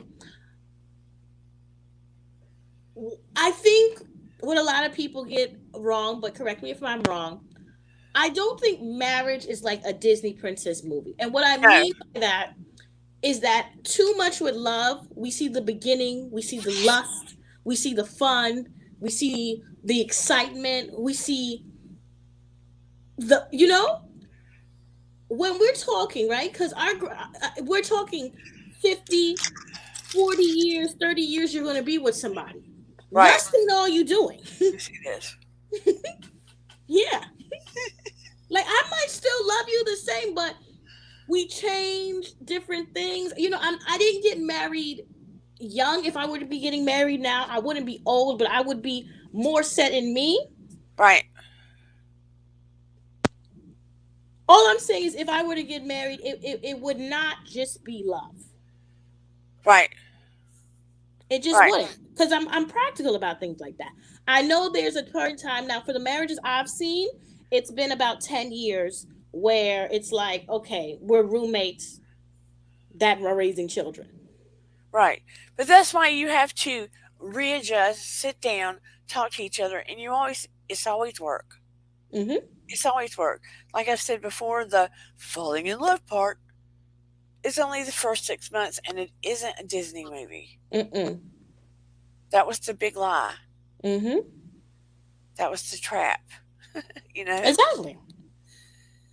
I mean, it needs to be sort of rewritten now. Exactly. So I can. I say this. I can be loyal,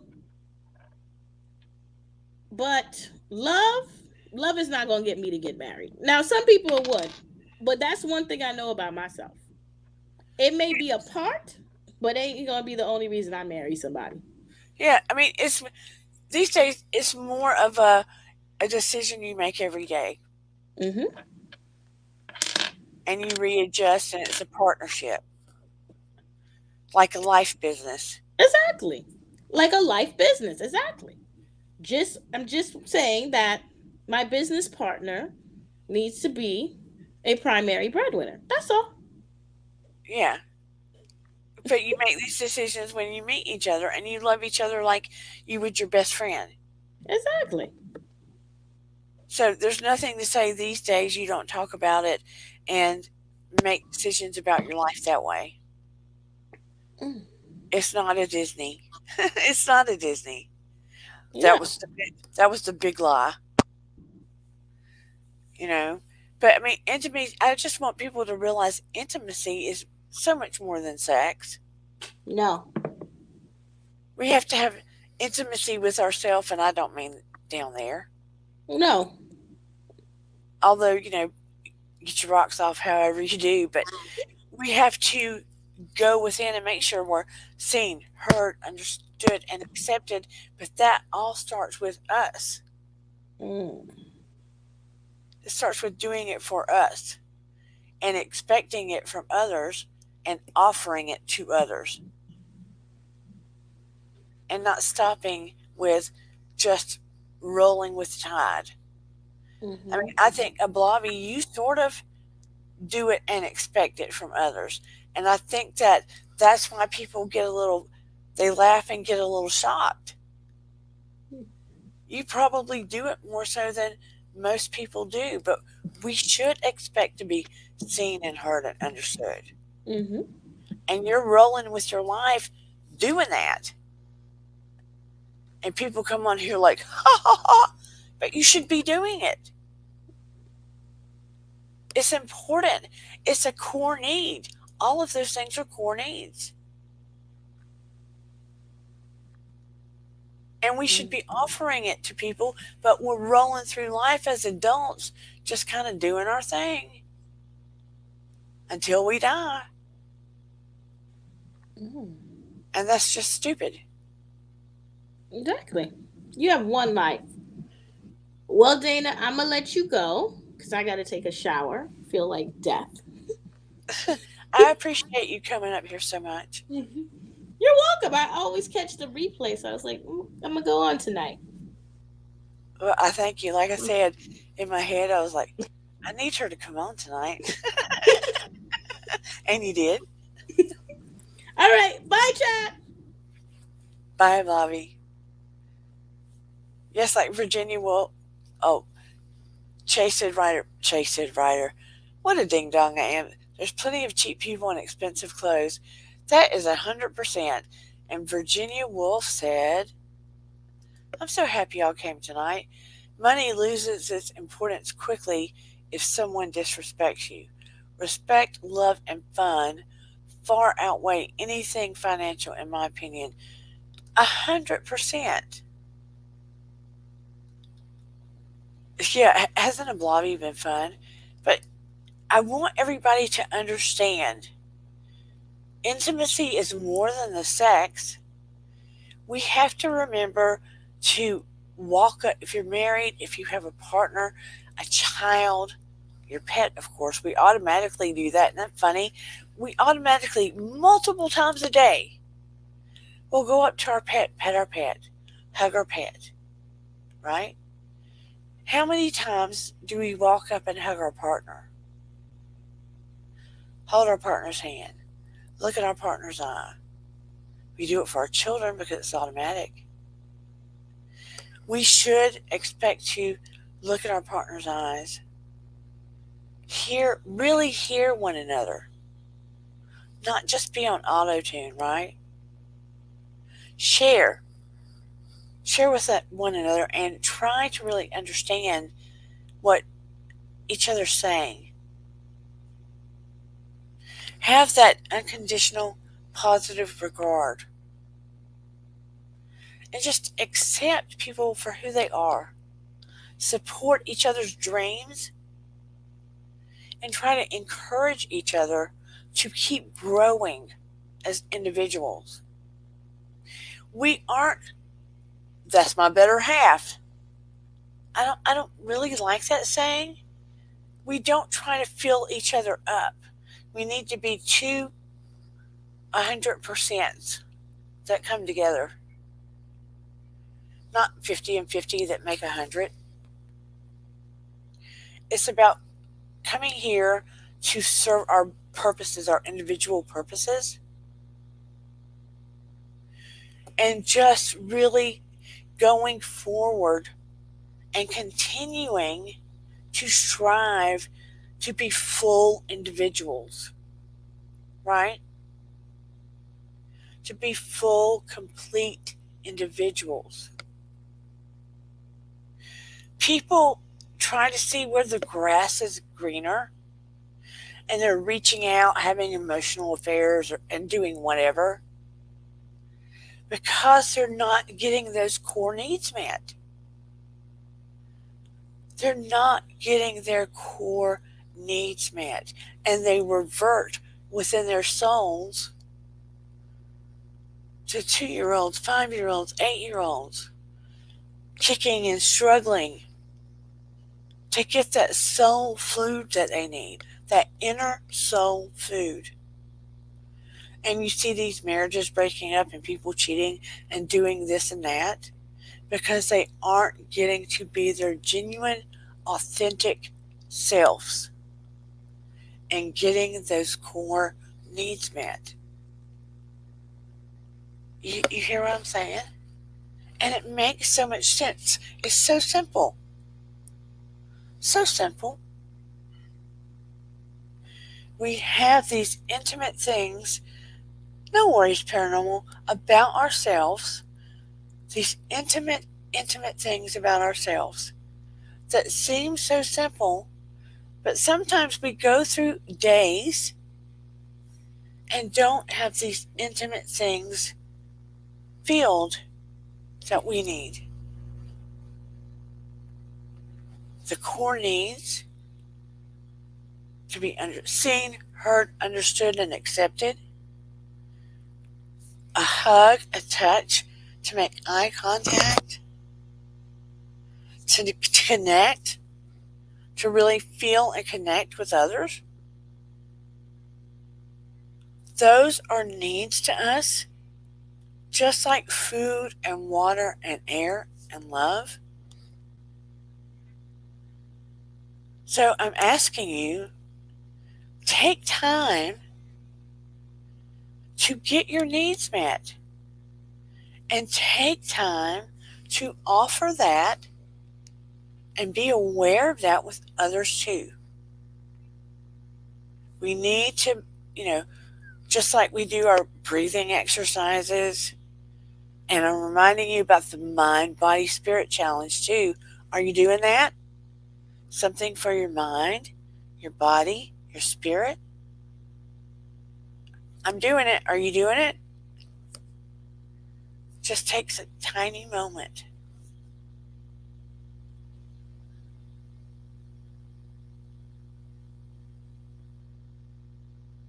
Well, it says intimacy with another human to me seems hard. People don't like to be open. There's always some secrecy. I understand what you're saying, Willow, but it doesn't always have to be them opening up everything they have to say. Sometimes it's a touch of a hand, a hug. People have wounds, and it takes time. But seen, heard, understood, accepted, a touch, a hug, looking in someone's eyes, making them understand that you see them. It's the simple things we're walking forward as light workers and healers in life that's so, so important. So important. I hope Virginia Woolf is continuing to write and do his music.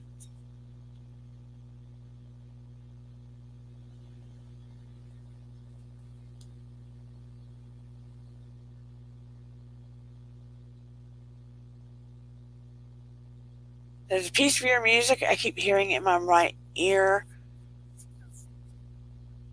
that feels like it's almost completion.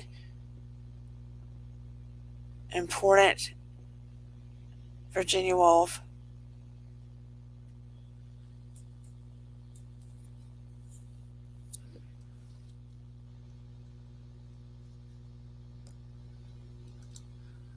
Don't get so down on people, Willow.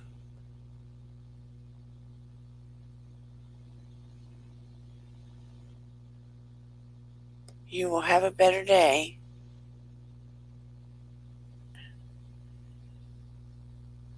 Mira said, only one chance for the first impression.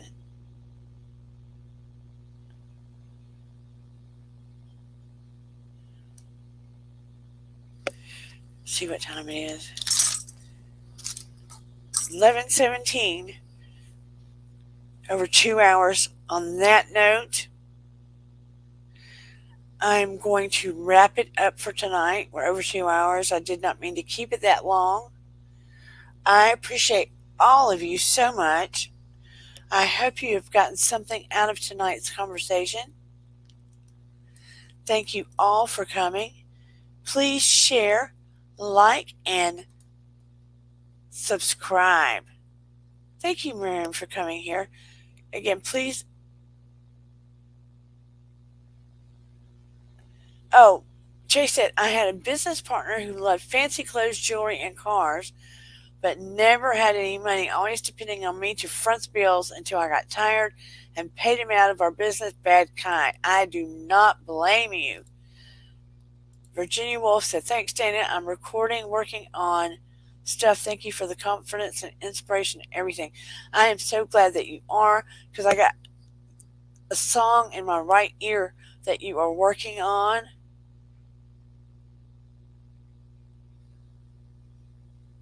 It was so odd that I did. Please, please, please keep it up, Virginia. Paranormal. Chin up, girl. Things are going to shift for you. Chin up. Stay on course, Paranormal. Please stay on course. Okay? Let some of your past go and stay on course. That is your message. Stay on course.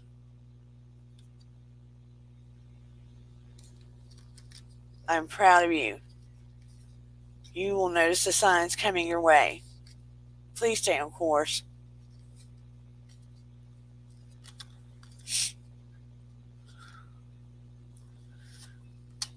I'm so happy all of you have been here. I hope you enjoyed it.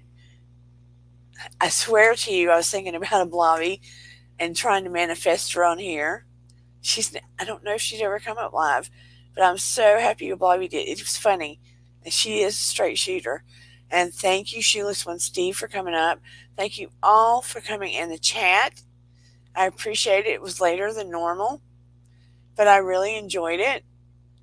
It wasn't quite as planned, but I swear to you, it was. I swear to you, I manifested a blobby, but I'm so happy that she did come. Um, oh, he did love gold diggers. I bet he did. Like, didn't sound like he had the money to fund him, or maybe that's how he lost his money. Virginia Woolf said Jerry Garcia Band sings a song, and the chorus, it's all good things and all good time. I reflect on that sometimes. That is beautiful. You are most welcome, Virginia Woolf. But again, please, and those in the bushes, please subscribe and help join our community. It doesn't make you show up in chat if you don't want to, but it does help us show up in the YouTube to other eyes that can view our videos. I really appreciate it. If anyone would like to help support our channel and help the coffee fund, you can do so at miracles3@charter.net, which is a PayPal. And please, like I said, like and subscribe. I'm repeating myself. I appreciate you. Meet us back here on Wednesday night. And I shall see all of you next time. Please remember, your vibe attracts your tribe. And please join the Mind, Body, Soul Challenge, where you do something for your mind, body, and soul each day, only for a minute. You choose. And again, thank you from the bottom of my heart. Oh, the song is called Run for the Roses. Is that your song, Virginia? Is that the name of your song? Thank you so much for being here, Chase Ryder. I was thinking about you when you didn't show up the other day. Chase, I'm working on getting, by the way, a P.O. box. One for the letter size is $80 a month. So I'm holding out just a little bit because that's a little steep. But anyway, my email is Dear Dana 1111 at gmail.com.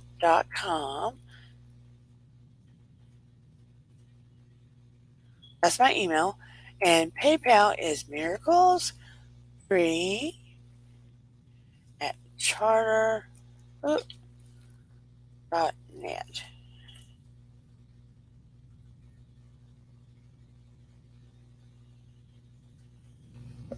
Anyway, I'm starting to repeat myself. I guess I'm getting tired and I need food for fuel. Love you all. Have a beautiful night and a great week. I will see you on Wednesday. See you in the bushes too. Night, everybody. And that is it. You can tell I'm getting tired when I'm starting to be on repeat, repeat. Bye. Love you. Take it easy, breezy. And here we go. Hey, Patch the Sinclair. We're just leaving out. Sorry I missed you. Love to you. Take care. Bye. Ba, ba, ba, da.